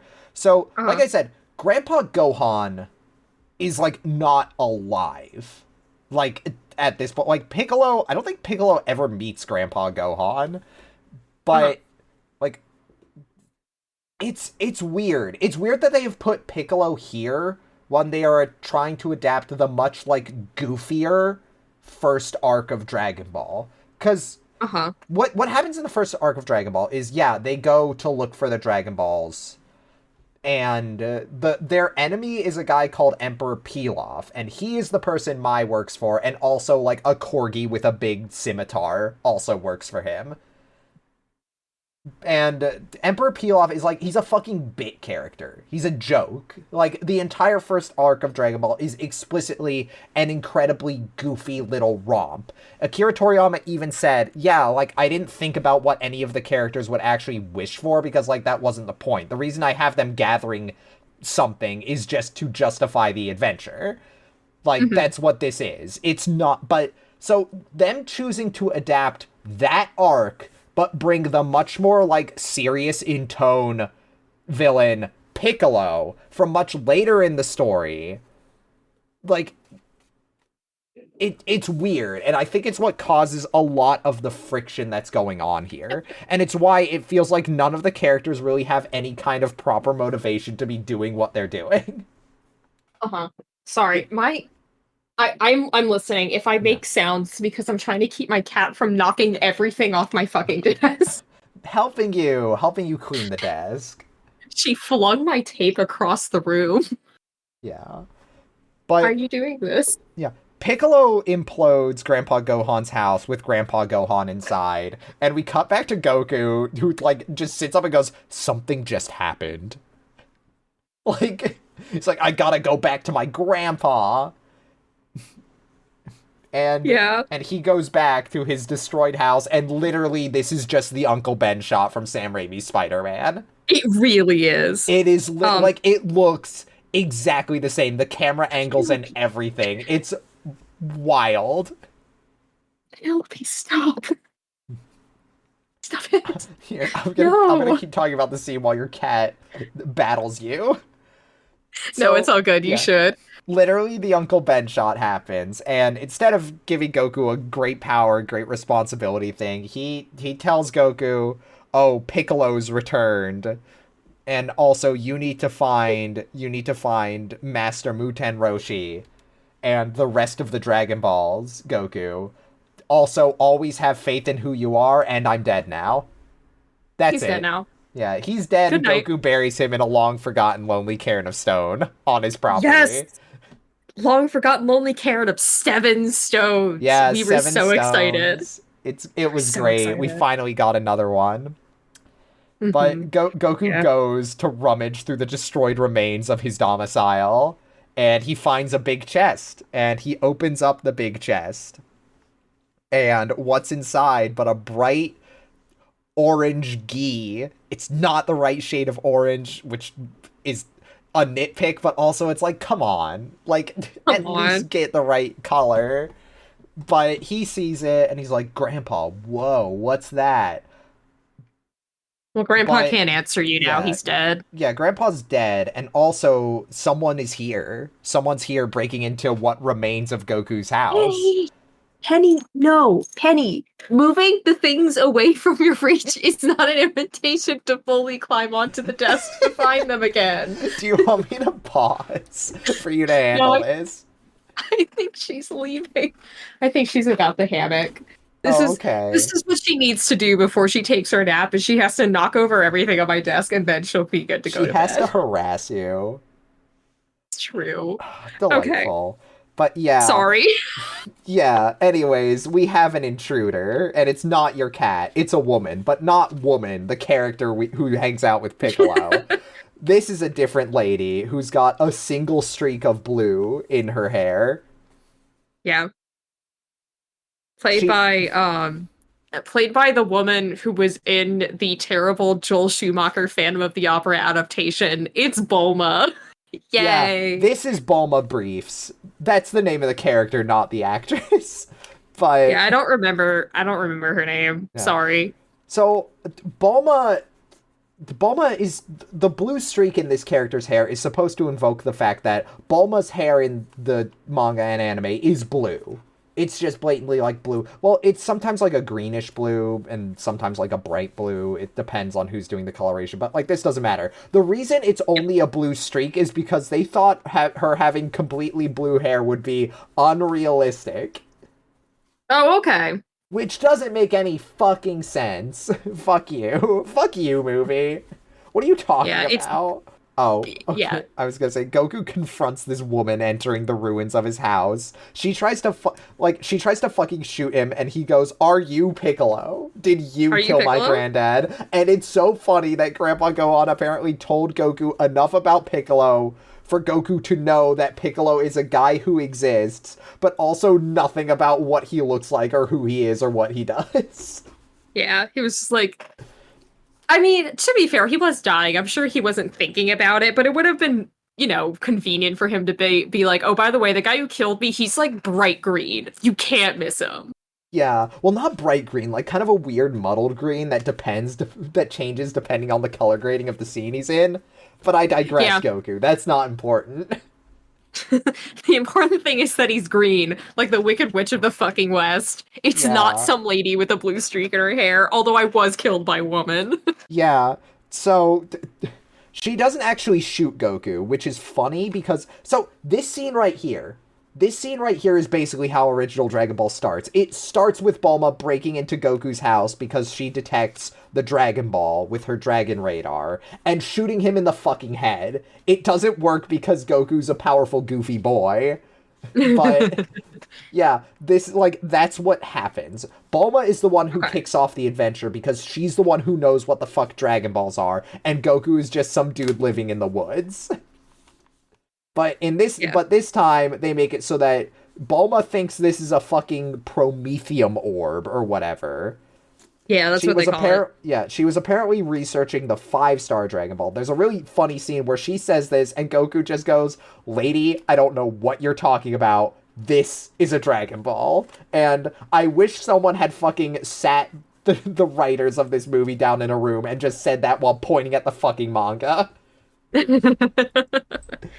I do really like the scene where she explains that her Dragon Ball was stolen by woman because we get like a futuristic like tech lab. Yeah. Where there's like a facial recognition scanner and she's like, and someone stole my Dragon Ball. And you just see at the end of a corridor, woman with the Dragon Ball in hand, like ziplining up through the ceiling. I think it's a jetpack, actually. It's something where she just kind of goes straight up. Yeah. But yeah, this lab is Capsule Corp, which Bulma refers to as like her father's company, which is accurate. What she wants the Dragon Balls for is to create an unlimited energy source using them, which is funny because, one, I don't think the Dragon Balls give off any kind of fucking... Like, they give off an energy signature that you can track them with, that Bulma is able to invent the Dragon Radar that lets you find them. She's the only one in the universe who has figured out how to do this. It's really funny. But well, she is very smart also in this timeline. She has a PhD. Yeah, she has a PhD in, like, weapons development specifically, which is... I don't know what they were trying to do with Bulma here, but her intention is to make unlimited energy, which is really funny because she's actually being way more pragmatic than original Bulma, because in the original story, Bulma is like an immature teen girl, and what she wants the Dragon's Balls for, if I'm remembering correctly, is to wish for a boyfriend. Oh, hell yeah. That actually rules. No, that's great. No, it's really funny. Something funny that we did note when kind of looking up this movie a little bit is that despite the fact that I think she's supposed to be older than Goku and Chi-Chi, her actress is like 5 years younger than them, which is very funny and honestly kind of noticeable. Yeah. Largely, not because the actors look old, but because they are very clearly in their 20s when they're supposed to be teenagers. Yeah. But, yeah. Goku and Bulma agree to team up. Goku basically says, hey, there's a guy called Piccolo out there also looking for the Dragon Balls. And he did this to my house, so we should team up so he doesn't do this to us. And Bulma's like, okay, where do we go next? And Goku says, we gotta go find Muten Roshi in some city. I forget what city they say. They go into the city, and Bulma's, like, trying to look up Roshi in, like, the fucking registry. Can't find him until Goku points out that she should be looking under Master, which is a funny bit of characterization for Roshi, even if it's not the most accurate. Yeah. Goku is also eating what appears to be ice-cold chicken, like the leftovers from his grandfather's feast that he lovingly prepared and then died for. Yeah, this comes out of fucking nowhere. Like, him eating. It's like they forgot. They're like, oh shit, you might have forgotten this was Goku. Quick, show him eating. Quick, show him eating something that we've established we think is gross. Yeah. But they find Roshi, who is living in, like, a 2-story little, like, apartment block that's on the middle of a fucking pillar in the middle of a giant-ass crater in the middle of the city. So, there's a reason he's living like this. In original Dragon Ball, he lives on an island in the middle of an ocean in, like, a little pink house called Kame House, meaning turtle house, because he's the turtle hermit. Like, that's his deal. But here they, like, for some reason they decided to put it in a city, I guess so it was more believable that they could get there by ATV, which is what Bulma drives. But I don't know, I think this is an interesting adaptive choice of, like, adapting island in the middle of the ocean as weird apartment in the middle of a giant, like, quarry. Yeah. I don't know, I just wanted to point that out. Certainly a choice. Yeah, but they break into this man's house. Bulma says it's not breaking in because the door was unlocked. They go into this house and they're rummaging for the Dragon Ball. Goku knocks over some rocks and we get, like, oh, Matrix slow-mo speed up. I'm catching all the rocks, but he misses one and it gently knocks against a jar, but this wakes up Roshi, who jumps down to kick his ass. Yeah. The fighting still sucks in this. It's still bad. Yeah, it's so lame. It's, at least with this, they're kind of doing something in trying to establish Roshi as, like, this elite martial arts master, because Goku comes up and he, like, Roshi, like, very quickly puts him down and then, like, is still, like, stretching himself out and kind of, like, waking up. Yeah. And so that's cool character building. It's just, God, it's shot so poorly. Yeah. Yeah, it's not good. Goku tries to do Shadow Crane Strike at him after Bulma is telling them to stop fighting, and then Goku, with the weirdest delivery ever, goes, now I am going to end it. It's like, this feels like the point where Justin gave up. Justin just fucking Yeah. gave up on this character because like from here on out his acting is somehow It's worse than it's been up to this point. It's like they filmed it this in gets noticeably chronological bad. order. Yeah, it's noticeably bad after this point, which sucks because I apparently he has won awards for acting, and also like I've seen him in War of the Worlds, and he's pretty decent in that. So Yeah. I think this movie just, I think the gel they put in his hair to make it not actually Goku hair, because apparently they didn't do that, but I think it scrambled his poor little brains a little bit. Yeah, but whatever happens, Roshi recognizes Shadow Crane Strike. Goku tries to do Shadow Crane Strike on him. Roshi stops it easily and is like, "Oh, Shadow Crane Strike! I recognize that anywhere." How is No, Gohan? no, that's not what happens, Oh, what Heather. I'm so happens? sorry. Go ahead and tell me What what happens happens. instead is that Goku does Shadow Crane Strike, Roshi moves out of the way, and he Oh, fucking kills right. Bulma. He fucking yeah. Roshi doesn't stop him. He just dodges easily, and Bulma gets knocked across the fucking room. Yeah, She's dead now. yeah. He's like, oh, and how is Gohan? I taught him Shadow Crane Strike. I'm Muten Roshi, the Invincible. And he's like laughing and doing like some hamming up shit. And Goku just goes, my grandfather is dead. And Roshi's gets sad, I guess. It's such a fucking awkward scene. It does not work at all. It's No. it's bad. So Roshi, how he's adapted and different from original Dragon Ball. I'm gonna keep doing these asides just to talk about like, because I think Yeah. this is maybe the first adaptation we've done.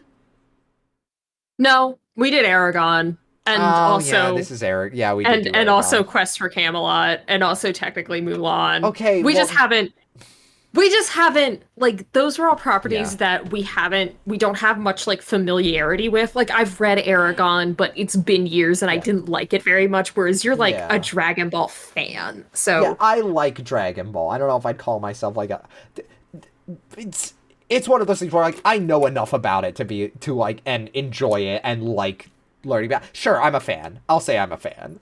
Whatever. yeah. Who the fuck This am is I? Who the fuck am I like preemptively defending against here? Like, well, I don't know if I call. No, truly. fuck you, fuck you. I'm part of the fandom. I'm in the hobby. Yeah. You're But I here. will not name 12 of their songs because I shouldn't fucking have to die. But yeah.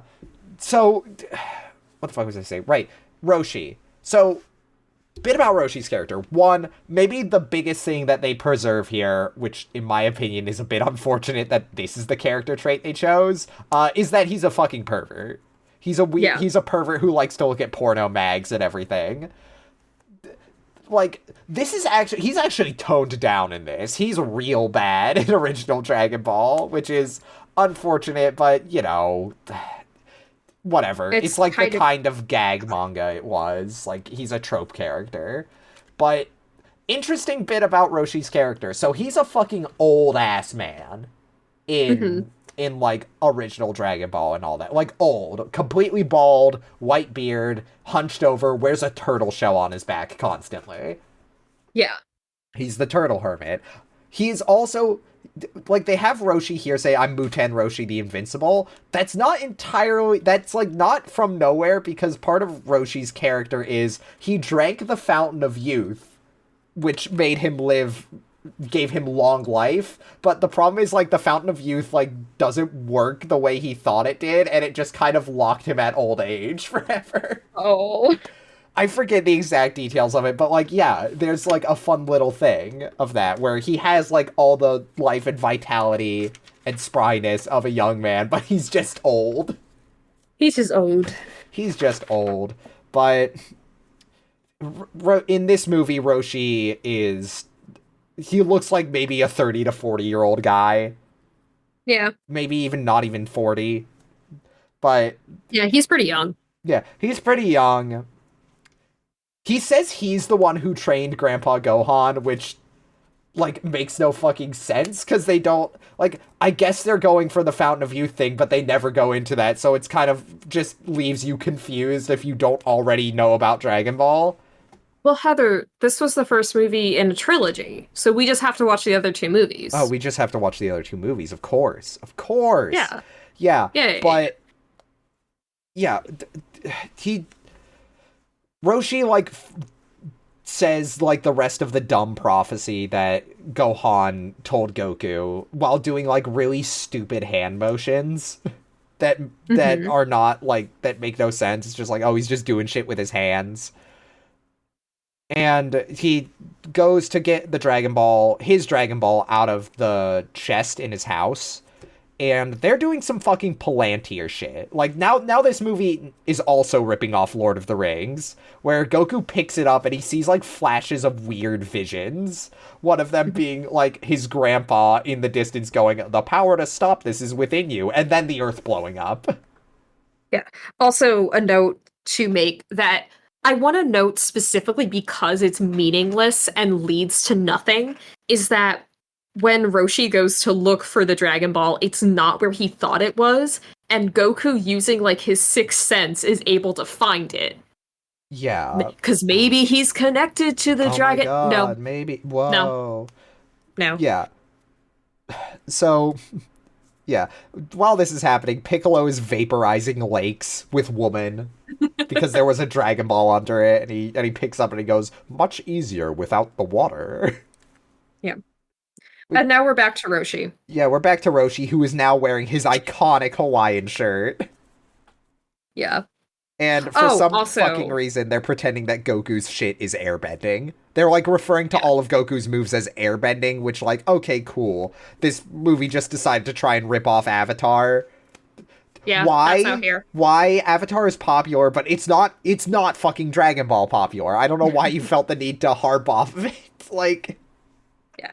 I do want to actually mention a detail that is important to the plot of the movie, finally, which is that we learn that the eclipse is what heralds the apocalypse. Oh, yeah, and so now we have, like, a timeline. But, like, Yeah. we have a time limit for when we need to get all this shit done. Because Yeah. the eclipse is, like, in a week or whatever. Yeah, sorry. I No, forgot, because I do not give a shit about prophecy. It sucks.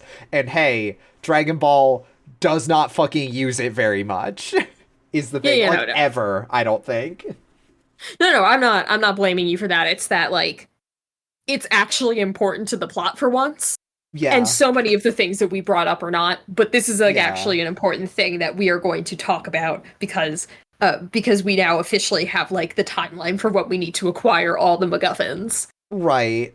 So, Roshi is gonna take them to a secret sacred training zone, but they get there and uh-oh, it's full of tourists. There is, like, a comical number of people here. It's like Coachella. It's like Coachella, but for martial arts. Hey, Chi-Chi's here. Hey, Chi-Chi's here. Yeah, she sees Goku and is like, oh, hey, Goku, hi, hello. Oh, what's up? Hey, we're here training. Hey, do you do martial arts? You should come hang out at this tournament we're all going to. Which, one, you would not need to ask Goku to go to a tournament. I'm gonna keep harping on the mischaracterization of Goku here, but this is what this establishes, and then Roshi immediately like hurries them off and is like, nope, too many people here, no longer sacred, no longer spiritual. I can feel my ki shriveling up. Let's get the fuck out of here. Yeah, it's too many people, too crowded, too many cooks. Also, sorry, I just want to once again point out a funny line where Chi-Chi, like, when explaining how she trains for fights to Goku, is just like, yeah, they wouldn't understand back home, and it's like, what the fuck are you talking? Okay. What do you mean? Yeah. Okay, no, here's a funny thing. I'm actually gonna go back to a previous She does karate! scene. Everyone loves the kid who does karate. Also, hey, you know who else does fucking martial arts moves? Fucking Agundis. He does he does, like, a flying Bruce Lee kick at Goku during the previous fight scene at the party. Yeah. Like, no, they know all martial arts. Yeah. Is it because she's woman? Is that what this movie is trying to say? I guess. I don't know. Like, that's the thing. Like, again, like, the world building of this movie kind of seems to establish that, like, when you fight, you do it martial arts style. Yeah. Like, that's how the bullies go after Goku. The only character who doesn't is fucking Fuller, but I think that's because he's so pissed off that he's gonna kill Goku with a golf club. Like, that's what's implied. Yeah.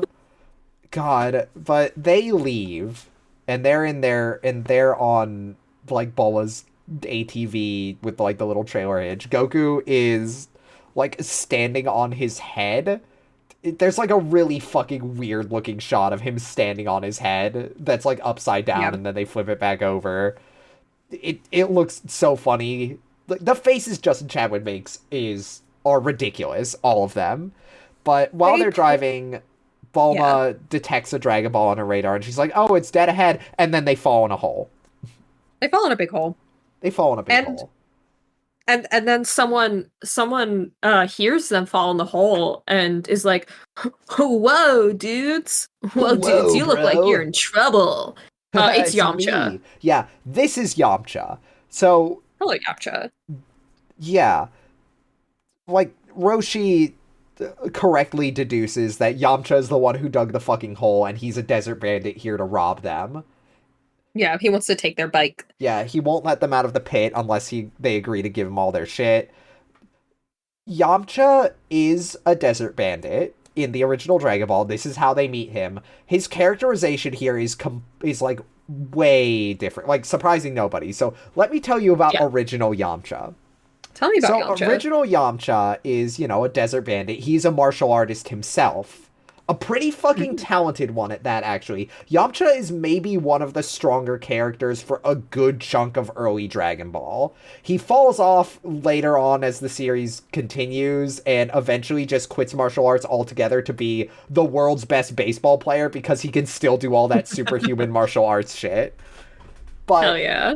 Yamcha's core defining character trait in original Dragon Ball is that he is petrified of women. He's so scared of them. He gets so nervous that he literally freezes up at the sight of any girl. And he also... So another thing that's noticeably absent in this movie is all of the talking animal characters from Dragon Ball, because there's quite a few of them, and one of them is Puar, a shape-shifting, like, flying little cat creature that is Yamcha's friend and tries to encourage him to get over his fear of women. Oh.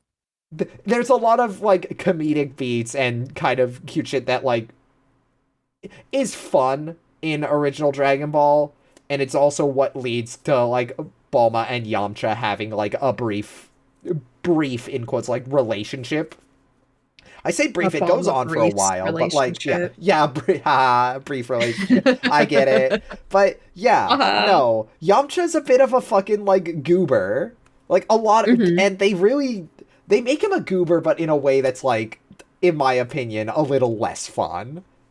They definitely play up, like, his cool guyness, including something that, like, I found interesting, which is, like, in a lot of Japanese media, especially that I've seen, a lot of times the cool friend is specifically the guy with bleached blonde hair, and that is Yamcha in this. He's an Asian guy with bleached blonde hair, and I don't know if that was on purpose, but I kind of want to assume that it is. Like, no, they want you to think that Yamcha is, like, a cool dude. Yeah, blonde hair, from my understanding, is usually, like, a sign, like, specifically bleached blonde hair is a sign of, like, delinquency in like, Japanese culture. Yeah, well, this guy's literally a desert pirate, so. Yeah. But, he doesn't really get their stuff, though, because they refuse to cave to his demands and instead, like, just kind of spend time in the hole. And they eat. This is the moment when we see, like, Bulma specifically using chopsticks to eat, which is, again, like, kind of dings in your brain. Like, what is this world? I didn't even fucking notice that. Yeah, but this is when Roshi finally, like, decides, oh, okay, now is a good time to explain the plot to Goku and Bulma, and he just reiterates. You weren't here for the opening narration. Let me say it again. Yeah. You know that opening narration that we all, like, that Heather and I took intense notes on to make sure that we got it, so we knew we were talking about this? It doesn't even fucking matter. He's redoing it right here. He does add on to it. Well, hang on. He does add on to it that the eclipse will bring forth Ozaru. Like, this is one thing he mentions, and then he also talks more about the Dragon Balls, and now you may proceed, Diana. Hey, guess what? Oh my god, Dragonspotting, and then it's gone. Yeah, we see at 40 minutes and 12 seconds, we spot our dragon in the form of an illusion cast within the campfire by Roshi, because I guess he can do that now. Yeah. Although, honestly, I wouldn't be surprised if Roshi could do shit like that in original Dragon Ball. He's pretty talented. But Yeah. he explains that, oh, whoever gathers the 7 Dragon Balls can summon forth Shenlong. They call the dragon Shenlong, which might be more accurate to the source material, but almost universally in English, it's translated as Shenron. Right now, it doesn't matter because they've detected another Dragon Ball, and they recruit Yamcha with a big drill to drill through the wall of the hole to get the Dragon Ball.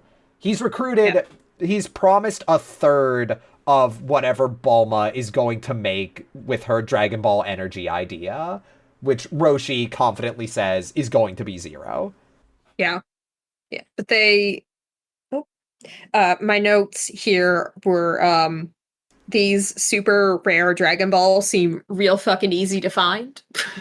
They're easy to find only because Bulma has the dragon radar. This is also a plot point in, like, Bulma ends up in, like, very direct danger a lot because the villains find out she can track Dragon Balls and is like I said, the only person in the universe who can actually do that. Well, I also that, but also, like, I mean, hey, wow, it's really convenient that these super rare Dragon Balls that these characters specifically are finding keep happening to be on the same continent and within a reasonable distance to where they are. Yeah. Yeah. I know that it's a MacGuffin plot, but there is something where I'm like, oh, okay, yeah. Well, to be fair to your point, in original Dragon Ball, they do have to travel, like, a lot fucking further to find these. They're crossing oceans and shit. Well, now they appear to have, like, dug to the center of the earth or something, because they're surrounded by lava now. They're surrounded by lava, and also... Well, here's the thing. I don't know if that... Was this them digging there, or did they get the one from the hole and then just go to a volcano? No. I think this is the one that they're getting from the hole. Yeah, whatever the case is, well, before we get to that, we do cut back to Piccolo in his blimp, which here is where I point out in my notes, this is just Sportacus's blimp from Lazy Town. Like, look at it, side-by-side comparison, it's the same fucking blimp. It's so weird. Like the interior of it looks like he's about to hit a button and, like, an apple's gonna pop out. God, I hate you, Sportacus. Yeah, anyway... Piccolo is in his chair and he's making his blood boys. Yeah. Like, he's making boys from his blood. Yeah. Mai straps him into a device and it sucks out his blood and it turns it into bad guys. Which is not entirely inaccurate. Piccolo does have minions who are, like, his quote-unquote children that, like, spawn from him in the original Dragon Ball. They're named after instruments. One of the most prominent ones is named Tambourine. Hell yeah. My boy Tambourine. Love you, Akira Toriyama, and your funny naming conventions. Yeah. But we go back to our hero gang, and they're traipsing through a volcano, and Yamcha gets his dick blasted off by hot volcanic steam. And he says, peas and rice, I just fried my nads. Yamcha, they made you a fucking goofball in this, and not in a fun way. You were already a goofball, and they just made you a guy who sucks. Yeah, his penis is gone. He doesn't have one anymore. His penis is gone. You know what? You know what's fucked up? Yamcha, like, does nothing in this movie. Now that I'm realizing this, he does nothing. He gets them into the volcano world because he like brings his tools and he, like, digs it underground, and then he also almost kisses Bulma and then saves her life because God forbid a woman do anything in this movie. Yeah, God forbid a woman do anything. Yeah, we have the the Blood Boys show up and attack them. And here Goku performs what I refer to as the extremely fucked up bridge technique, where he just starts kicking the Blood Boys into the lava to form a bridge. And this is horrifying, but no one really has an appropriate reaction to it. They're just like, oh, cool, Goku. Goku would never fucking do this. This is, like, fucked up. to be fair to Geeko, they do regenerate, and who knows if they feel pain. They are made out of Piccolo's blood. Um, and this is successful because he runs across them, and we pointed out our second time watching, Roshi can canonically fly. That's how he got out of the hole and recruited Yamcha. Literally, in this movie, we see him fly. I don't know if Roshi can actually fly in Dragon Ball, but in this movie, he sure fucking does. Yeah. But Roshi doesn't do that. Instead, Goku runs across his fucked up ridge, and he gets to the Dragon Ball at the same time as Woman. She's here now. Yeah, that doesn't matter. He just kind of shoves her away, and he has a vision of Ozaru, and Ozaru is like, I'm gonna fucking kill all of your loved ones. Yeah. And Goku runs across his fucked up bridge again. He relates to this, and they're like, oh, okay. And then they leave. I gotta go see Sifu Norris now. This is what Roshi says. Roshi goes to, like, I guess, the temple he trained at. Yeah, it's called Toizan. Yeah, I am surprised you bothered to write that down, because I sure as fuck didn't. I know. I don't know why I bothered on keeping such meticulous notes about this movie. Yeah, but Roshi is going to Sifu Norris to ask him to make him a jar so he can do the Mafuba. And Sifu Norris is like, that will drain all of your life forces. And Roshi goes, well, when you put it that way, the plan sucks, but the boy is not ready. Yeah. This is a plot beat that happens in Dragon Ball during the Piccolo arc. Roshi does decide Goku is not strong enough to beat Piccolo, so I gotta do the Mafuba, and it will probably kill me. And it does, actually. It does kill him. It's... Oh, fascinating. Fascinating. Which they kind of do in this movie, but not. We'll get to that. Yeah. Another unimportant detail is that as soon as Sifu Norris sees Roshi, he's like, "Oh, the non-believer returns," because apparently Roshi didn't believe in the prophecy. But Roshi is like, "Actually, I believe it now. I've seen it. I believe it now. This never comes back up." Yeah, this doesn't come back up, and we don't even need to linger on it because now we have to go to the Karate Kid tournament. We're at this tournament, and Woman is here fighting Chi-Chi. She, like, scratches her arm and gets, like, a drop of blood, and then immediately steps out of the ring to forfeit. I guess that's what she was there for. We cut to Bulma and Yamcha, and this movie before that. Sorry, before that? Does something happen that's of note? Well, I just want to point out, because Chi-Chi gets cut on the arm, and then Goku forfeits. Yep. Goku is here, and Chi-Chi, like, runs up. She's all excited, and Goku's like, what happened there? And Chi-Chi is like, I don't know, it must have just happened in the match. And it's like, bitch, you should be concerned. That's a big cut. Yeah, also, she did it on purpose. Cut. Yeah, like, what the fuck? That's a deep cut. You got cut with metal. You're gonna get tetanus. Chi-Chi, be more concerned. Yeah, but... Yeah, we cut to Bulma and Yamcha in, like, some kind of underground market. This movie still hates Asian culture because Bulma and Yamcha are flirting. They go in for, like, a kiss, and it's interrupted by, like, a goose head being cut off. And they kind of look at it and they're like, oh, weird. Yeah. Fucking dumb. My note on this scene, other than Asian market weird, is I hate this romance, and then I parentheses both of them because we have to deal with both of the in quotes romances of this movie in this like between these scenes. It sucks. Ugh. These characters. This is the biggest crime for me. These characters aren't fun. All the characters in original Dragon Ball are fun. Like, God. But yeah, here we cut back to the temple. Roshi is still training Goku. I guess he didn't tell him that he's going to do the Mafuba. But Roshi is teaching Goku the Kamehameha, which he says is an airbending technique, and I get really mad. It's the final level of airbending, Heather. Yeah, so in the original, it's the Kamehameha wave, and to be fair to this movie, I believe they do refer to it as, like, oh, it's a great wind, but also, it's a fucking laser beam. The show only ever treats it as a big fucking laser beam after they do it for the first time. And if you have never seen Dragon Ball, But if you have seen any anime where they shoot a beam out of their hands, you've seen what the Kamehameha looks like because it is so fucking iconic. It has a very distinct motion and look to it that so many animes have fucking pulled from. And in this movie, the motion is wrong. They do way too much shit with their hands and arms and motion, and it just looks goofy. And it pisses me off so much because the Kamehameha is like fucking children in school would do this motion with their hands. Uh-huh. And they, like, this movie seems like it's, like, not embarrassed of, like, the source material it's adapting, but is doing this thing that they do where it's like, oh, well, we have to make it more. We have to make it more of a spec. Like, we have to make it more. It's not enough. It's not enough on its own. And No, of course not. it's just like adding bells and whistles and bullshit to stuff that does not need it.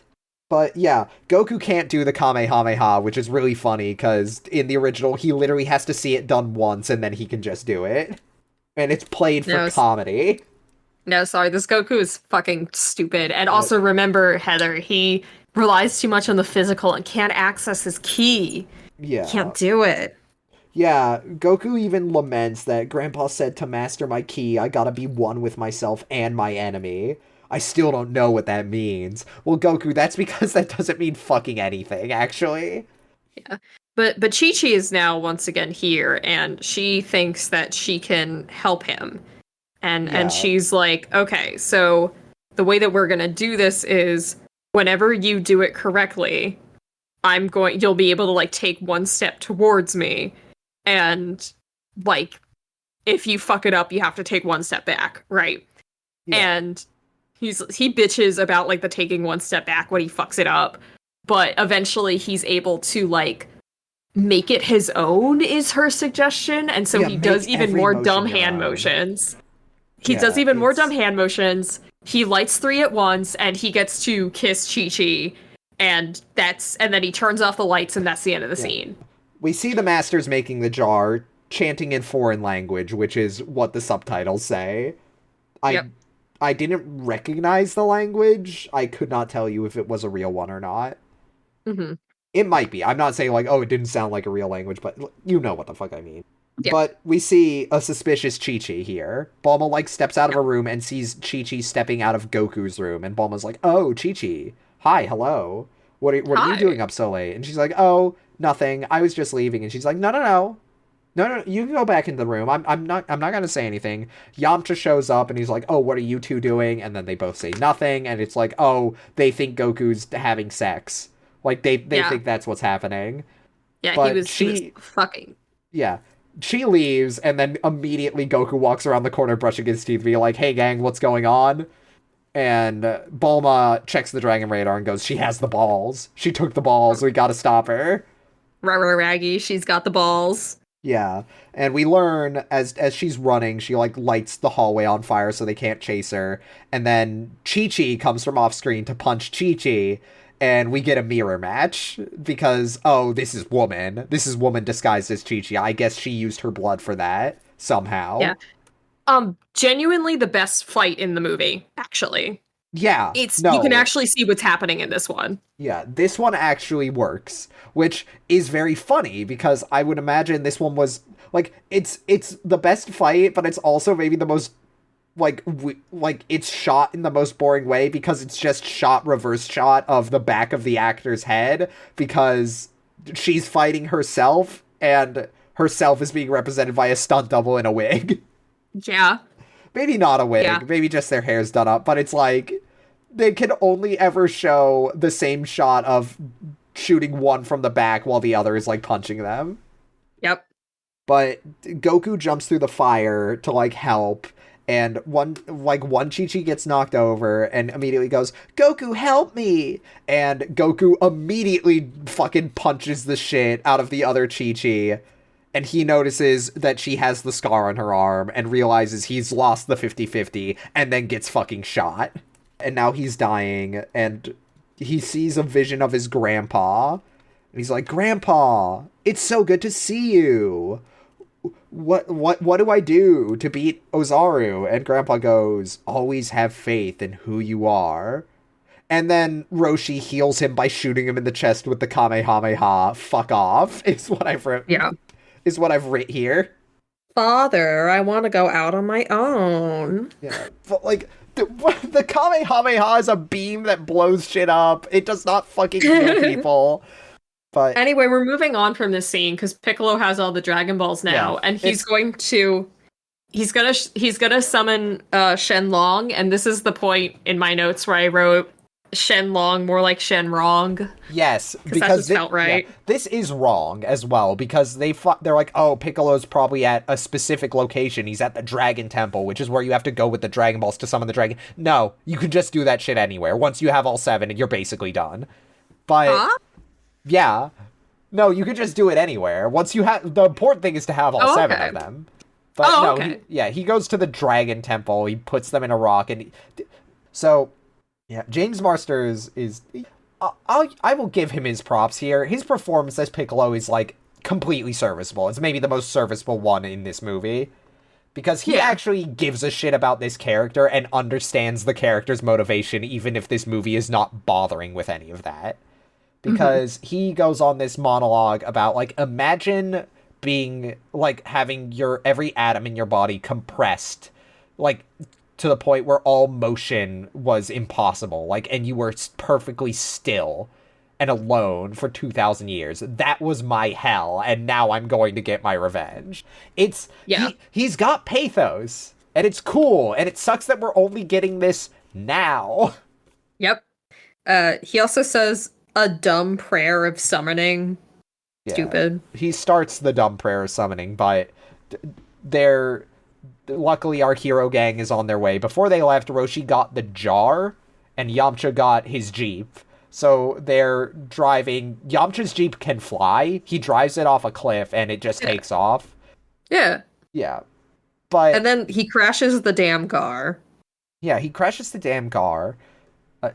Goku is in his fit now. And he still has 0 sauce. But yeah. He has no sauce. Piccolo tells him Shenlong will grant me the power to rule this dumb rock. That's just a funny line. It is a funny line. And also, Piccolo, I think you already have the power to rule this dumb rock. You've been blowing up cities with your hand. Yeah. You've been kind of fucking shit up, dog. You literally nuked a city by pointing at it, like... Yeah.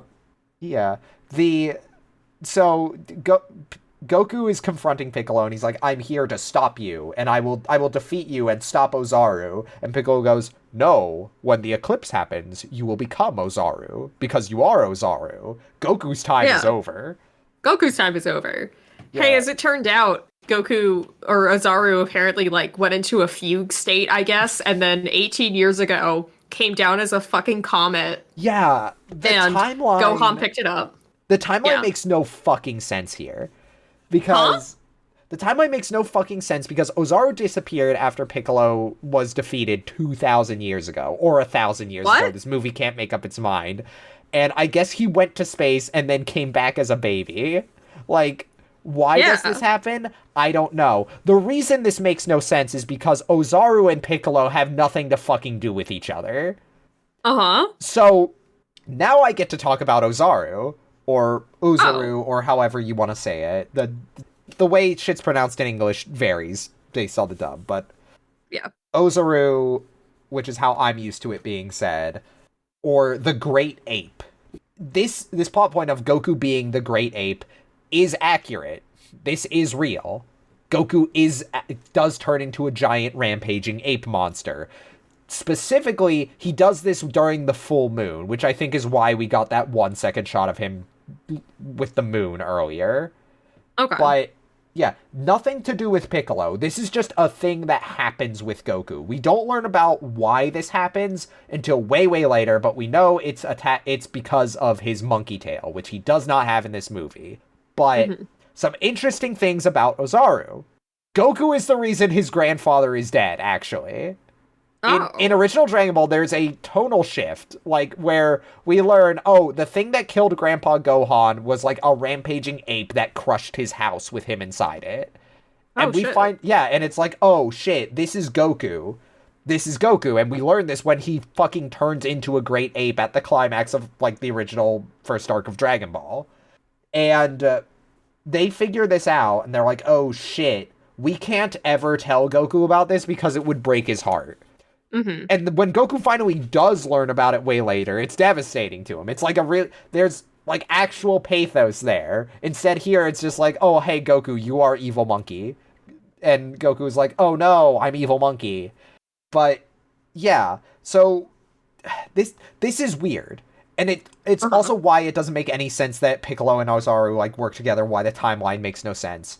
Because like yeah, Goku does originally come from space, which is another callback to Journey to the West because the Monkey King like comes down on a meteor at some point in his but like yeah, there's like weird decision to tie Piccolo and Ozaru together.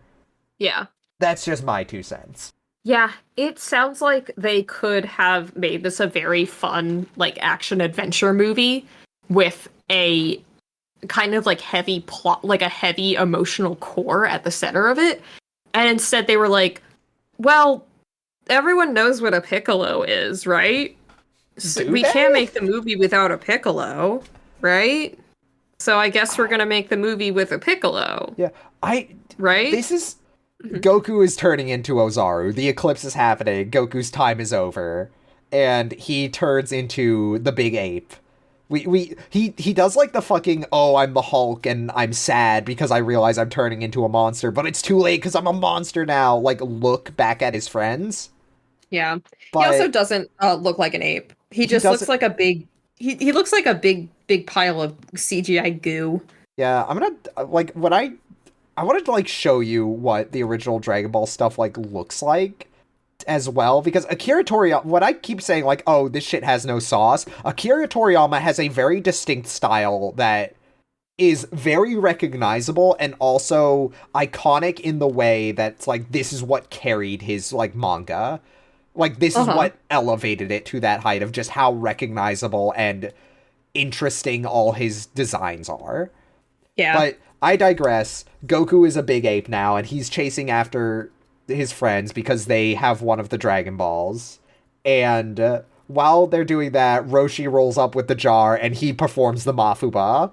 And it's very silly looking in a way I actually do appreciate. Because, hey, this is what original Dragon Ball is like. Uh-huh. He's spinning Piccolo around in like a swirling green smoke, spinning him around like a top as he's sucking him down into the jar. But oh no, Piccolo shoots a blast at the jar, blowing it up, and the Mafuba fails, and Roshi collapses. Yeah. Big sad And yeah, big sad moment for Roshi. yeah, and then as you pointed out, Piccolo hits the ground so fucking hard. It's like he's made of lead. It looks like they took him like because obviously this isn't the actor. Like there's some computer generated Yeah. effects that are happening here to make it look like it. But it looks like what they did is someone like grabbed his body with like the mouse or whatever tool they use to like move around elements on screen and Yeah. it just kind of smacked him down in the center of the Yeah, screen. his body doesn't like bounce or react at all to the impact. It's like he's a completely rigid lead statue. Just goes, oh. Yeah. This is like the last bit of my notes because I was so checked out during this climax. But Yeah. the last bit of my notes is Ozaru kills Roshi because he does. He like starts choking Roshi out, and Roshi's like, "No, Goku, don't let Goku, Ozaru win. Don't let no. him kill the Goku inside you." He chokes out Roshi, killing him. And then gets so sad he becomes Goku. And this time Well, his hair is like spiked out, like his hair, like it's more spiked out, like noticeably more spiked out. And he's back in his gi. And I can't believe they fucking surf Dracula Goku in this movie. Well, come on, Heather, come on. Now, give the movie its credit. No. Goku remembers what his grandfather told him about like staying true to himself Right. or whatever. Oh, fuck. And actually, no, that's what his grandfather meant when he's like, oh, to master your ki, you gotta be one with yourself and your enemy. Because what Grandpa meant is your enemy is a big monkey that lives inside you. Because Yeah.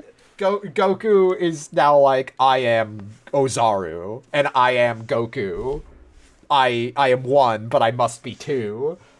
And to defeat you, and then he like does a big monkey yell, and looks like he's gonna bust. Yeah. Then Because he that's his. Yeah. Yeah, and then he flies up to punch Piccolo. We cut now to Bulma and Woman having a shootout. Yeah. Two women fighting. The girls are fighting. The girls are Uh, fighting, and also Yamcha's here. yeah. Also, Yamcha is here, and they have like a bit of a back and forth. Like this is the part of the movie where it gets even more confusing because not only are we doing two fight scenes where the choreography is bad to begin with, but Uh-huh. also we're going back and forth between the two fight scenes. And yeah, my notes are just this fight is so dumb and looks so bad, parentheses both of them. Both of them.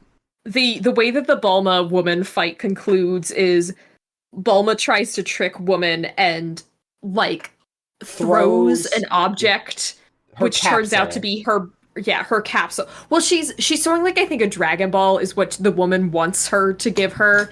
And so instead Bulma throws the capsule that is her bike and it like expands in the air but misses Woman and blows up and then it looks like Woman is going to kill her and then Yamcha saves her.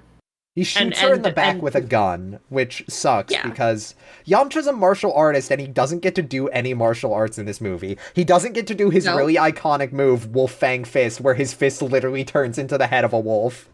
Well, you're describing Yamcha in Dragon Ball. This is Yamcha in Dragon Ball Evolution. Oh, right, he's evolved. This is evolved Yamcha. This is not Yamcha, this is Yamchu. This is Yamchump. That's who this is. Yamchump. and so their arc is done. Their story is done. So now we're back with Goku and Piccolo fighting. Kiss, I genuinely don't remember. I don't think. Oh no, they don't because what happens instead is Bulma's like, I had that. No, I totally had that. You didn't have to save me. And so their arc is done. And then we cut back to Goku and Piccolo fighting. Yeah, punching the shit out of each other. Yeah, and Goku has like a breakthrough where he's like, I am Goku, I am Ozaru. Yeah. I did this bit already. I did this bit already, I think. Yeah, he's both. Well, he's both now. Yeah, he's both now, and he starts charging up the Kamehameha, and Piccolo is charging up a big blast. I don't know if this is based on any technique Piccolo does. I don't know, but he's building it up, and as Goku is building up the Kamehameha, Piccolo's like, human power has failed before, as it will again, and he throws it, and Goku blasts the Kamehameha while like flying forward, cutting through Piccolo's attack, and then like crashing into him. Yeah. Now this kills him. This kills him in quotes.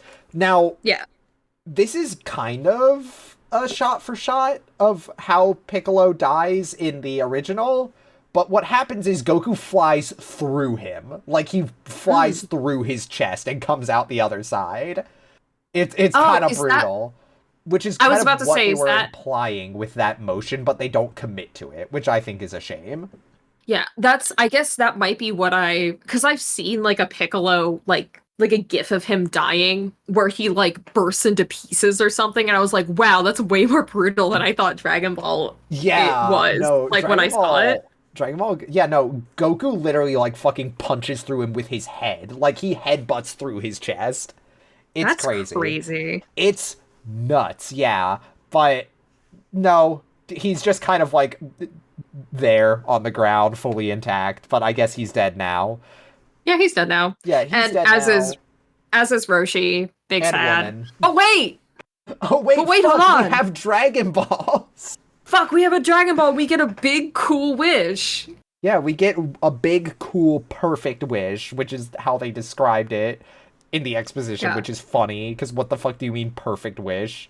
A perfect wish. Yeah, They once again begin by like with like a summoning words, and yeah. Goku says dragon, and The, it's the, the the dumbest way he's spoken in this entire movie somehow. Dragon! The test of 7 has Dragon! been fulfilled! Come forth and grant our wish!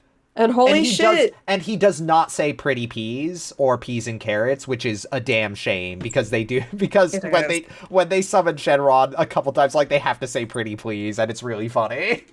Damn, that it sucks. They sucked all the Yeah. personality out of Dragon They Ball for this did. movie. Yeah, and speaking of sucking out the personality, Dragon spotted for real this time because here comes Shenrong. Here it's Shenrong. Wrong as in incorrect. Wrong as in Yeah, this he's is bad. He is so now I get to talk about Shenron, where yay. one, way too fucking short. Way too fucking short. We should not see his entire body. Because the way Shenron is depicted in Dragon Ball, Diana, I almost want to fucking, like, bring up an image of him and, like, how he is depicted, because it's like fucking awesome. He usually fills up, like, the entire fucking sky. Like, hang on, I'm gonna share this with you, if you want to just peek at my screen. This is how Shenron is depicted in the like, manga he's and so anime. cool. He's so cool looking, and he also talks, which he doesn't do in this movie. It's fucked up because Shenron has like a funny personality. He's got an interesting personality. He's like this cool, like wish granting dragon, this like ancient power with like godly abilities, but he's also kind of a goof who sometimes like gets flustered and gets impatient if you take too long with your wish. And it's funny, and here he just kind of shows up, roars, and Goku's like, give life to Muten Roshi, and then he fucks off. He doesn't even do his cool iconic line where he says in a deep rumbly voice, your wish is granted, and then his eyes flash red. And this movie has no sauce. Zero sauce whatsoever. Shenron disappears and the Dragon Balls like fly off in various directions, which is accurate to the source material. Once you use the Dragon Balls, they turn to stone and scatter across the earth and don't become the Dragon Balls again until a year passes. Oh, interesting. That is the conceit. In this version, Bulma is like, oh man, the Dragon Balls, they're gone. Guess we'll have to find them again. Setting up for the trilogy that never came around. We gotta wrap up this movie because, hey, Roshi comes back to life and he's like, oh, I saw your grandpa. He said I have to train you. That's it, I guess. We go back to the temple and we get one last scene of Goku apologizing to Chi-Chi for punching her, and she's like, I let you hit me, and he keeps trying to be like, oh no, well it was dark, she's like, no, I let you hit me, you know what, motherfucker, fine, let's settle this on the court. And then the last shot of the movie is them like martial arts leaping at each other, and we go into the credits, and that's Dragon Ball Evolution, except wait a minute, hang on, hold on, also hang on, you forgot something that's important to me personally. Sorry. Go ahead. Which is that it's all good. He kisses Chi-Chi, and these actors noticeably don't have any sort of chemistry whatsoever. Oh yeah, that happens earlier too in the fucking the earlier scene where they kiss. It sucks. No chemistry. Zero sauce, as always. But sorry, yeah, sorry, buds. Yeah, sorry, buds. But oh wait, hey. It turns out there's a mid-credit sequence. Yeah. When did the first Marvel movie come out? I certainly don't know. But we go into like this little house, and there's a woman, and she has like, that's when Iron Man came out. Yeah. So this has been established as a thing that we do.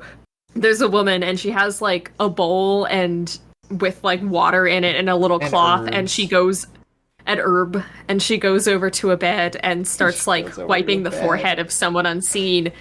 Oh my god, it's Piccolo. He's still alive, and he looks dumb as hell. It's so funny. He looks like he looks like that one like video of someone like waking up a chimp that's in their bed saying time for school, and he's just like looking up at her with like a completely empty expression. He looks confused. But yeah, this is like setting up the sequel that James Marsters implied was planned, where he becomes, quote, like the Piccolo that everyone knows, because he was doing King Piccolo in this movie. Those are distinct characters. The Piccolo most people know from Dragon Ball Z is not this Piccolo.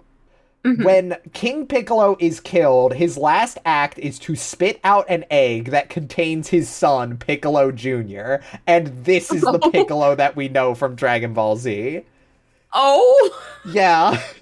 Oh, okay. Yeah, so I guess they were just like, well, we can't have him spit out an egg with his son in it. That's stupid. We We'll can't just do have him Impreg. live. Yeah, we'll just have him be alive. Yeah. No, so another thing, while I'm on the subject of Piccolo. So Piccolo, earlier we have Goku say, oh, beware the Nemeks. First of all, it's Namekian's movie. I don't know why the fuck you call them Nemeks, but The same reason they call it the Kamehameha. Well, no, because that is what it's called. Oh, I thought that it was the Kamehameha. Again, the pronunciation varies depending on what dub you're watching. But Okay. yeah, they say Kamehameha, they say Kamehameha, tomato.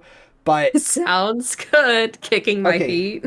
Anyways, sorry.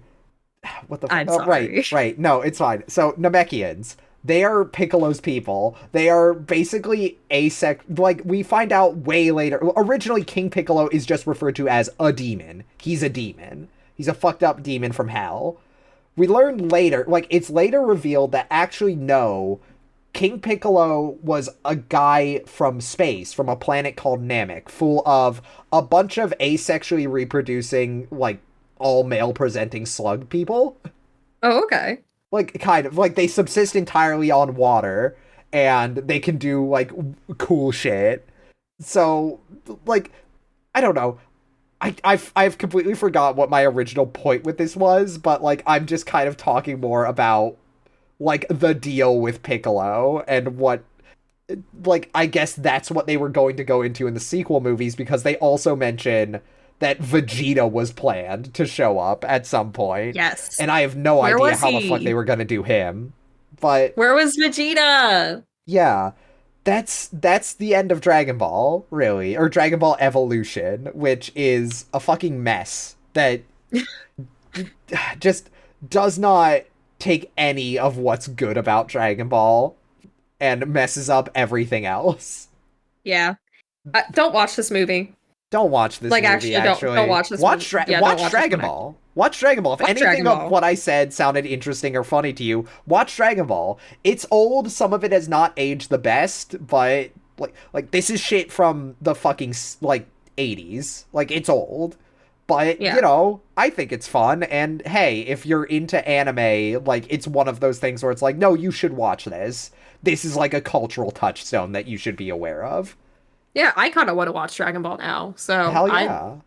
this might have convinced me to. Maybe I'll read it because I read faster than I can. Yeah, you can also read Dragon Ball. Yeah, watch or read Dragon Ball. Yeah. But yeah, and now that we're all wrapped up on Dragon Ball Evolution, it's time for our post-mortem rating. Not of the dragon, though. Not yet. Because this movie was so bad, I did want to look at what critics were saying. So I have pulled up the Rotten Tomatoes page of Dragon Ball Evolution. Diana, would you like to guess the ratings on the tomato meter and the popcorn meter? I think the tomato meter is going to be like a solid 9% for 2009. And I think the audience score, because despite like a lot of the audience members probably being like fans, they also tend to rate things higher. I'm actually going to put that at like a solid 33. Okay. You undershot the tomato meter and overshot the popcorn meter. The critic score is at 14%, so not by that much. Popcorn meter, 20%. Okay, still not that bad, though. Not that bad, but also, like, hey, this isn't even a good action movie. I don't think people like one, this was probably really insulting to fans of Dragon Ball, but two, I Oh, don't think absolutely. anyone who had never heard of Dragon Ball would even like this. No, absolutely not. Yeah, like, for example, Chris Stuckman from chrisstuckman.com says, Oh, Dragon Ball hey. Evolution is my least favorite film of all time. I hate it with every fiber of my being. If you are ever curious about the show Dragon Ball or the manga, please avoid this cinematic disaster at all costs. Hey, who Oh, is that? hey. Hey, who was Hey, who that? is that? Hey, who is that? Yeah, hey, who's that Chris Stuckman guy? Huh. Who's this Chris Duckman? Yeah. We've, yeah. Alistair Harkness from Scotsman says, having been blandly adapted from a Chinese folklore inspired manga, that's about as much of the story that makes sense. Gibberish in the extreme, it has all the narrative cohesion of a trading card game. Uh-huh. God. More Anders Watsky from Movie Deck says, more concerned with recruiting the testosterone troubled boys of today than it is rewarding fans of yesteryear. I don't know what that Damn. means, Anders, but you gave it a negative review, so you understood at least that much. All right, now some audience reviews. Oh, one of the lowest ones I see immediately is in Spanish. Oh, hell yeah. That makes sense. Hang on, Isaac V. I'm gonna translate this just for you, Isaac. I think you deserve to have your voice heard. Yeah, sorry, Um, Isaac, we do not know Spanish. yeah, disclaimer: this will be machine translated. The worst live action that truly ever existed. Snow White doesn't deserve a lower rating than this piece of crap on IMDb. This movie Oh must my have been a god. flop. What a horror. Oh, this is from April 4th, 2025.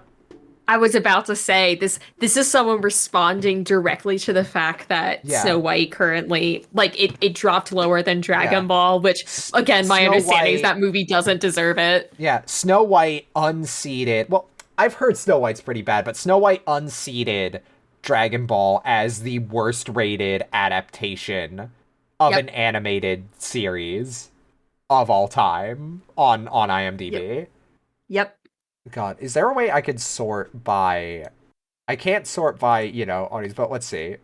The that live action anime adaptation is really worst. All Dragon Ball characters is missing and all is incorrect.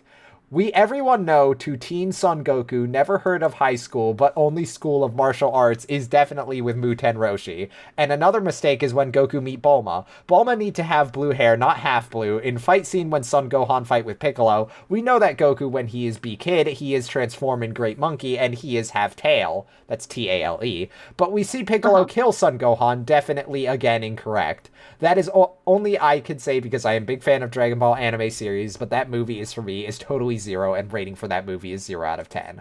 I agree. I agree, I anonymous unnamed agree. reviewer.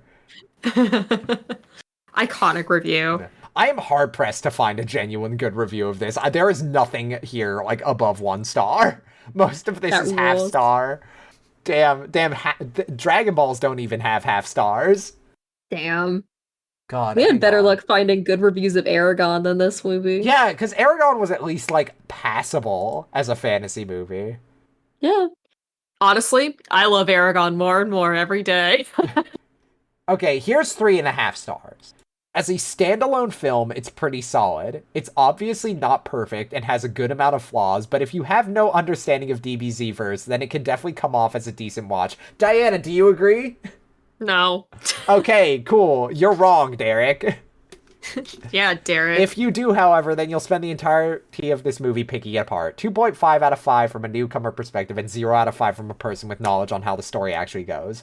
Most of the negative critiques come from a sense of bias rather than true objectivism, so fair warning. I don't think so, Derek. I don't think that's true. No, this. Hey, Derek. Hey, Derek, bud. This movie sucks ass. Oh, someone gave it 5 stars. Says only a 5 star because it was so bad. Toriyama came back to write Super to make up for it. Yeah, Valid. yeah, that tracks. But not as interesting or funny, I would say. And I think that like the reviews that is, and I think that's because this movie was so universally hated that there's not really much to say about it other than it's bad. Yeah. But You know, people who I love Dragon Ball hate it. yeah. Those of us who have no idea what a Dragon Ball is Yeah, Also find it pretty garbage. Yeah, but something I noticed wasn't mentioned in any of the reviews, Diana, is the Uh-huh. quality of the dragon, and I think we need to correct that. It's time.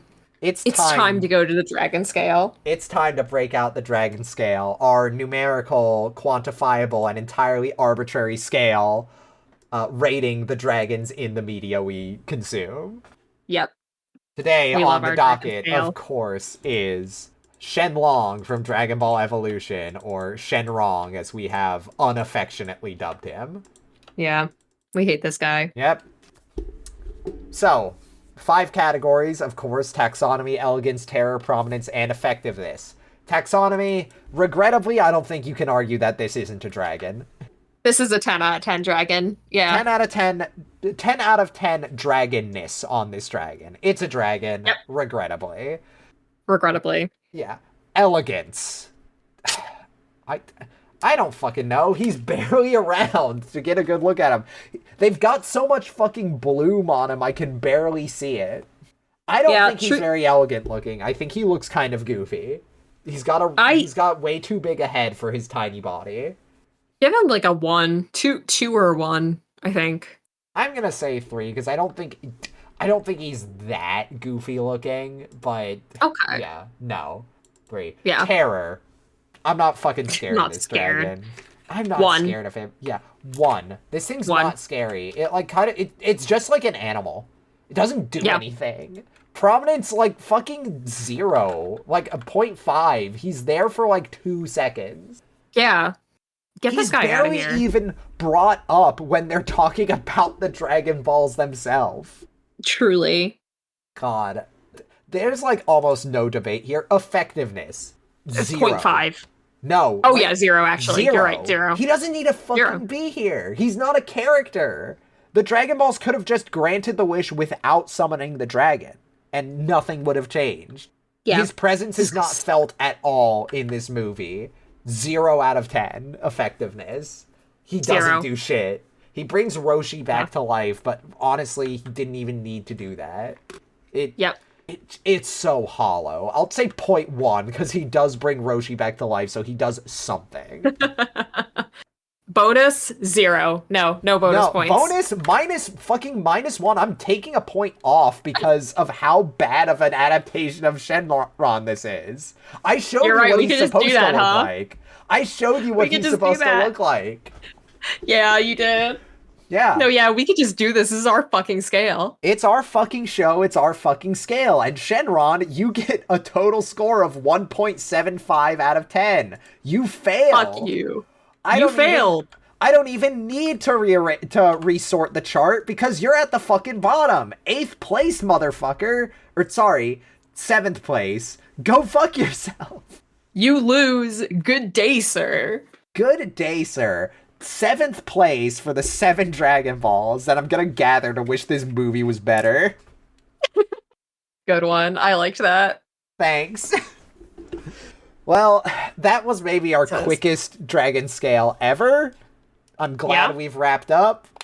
To our audience, we're now fully switching to an every other week release schedule. So we will not see you next week, but the week after, and every other week from here on out.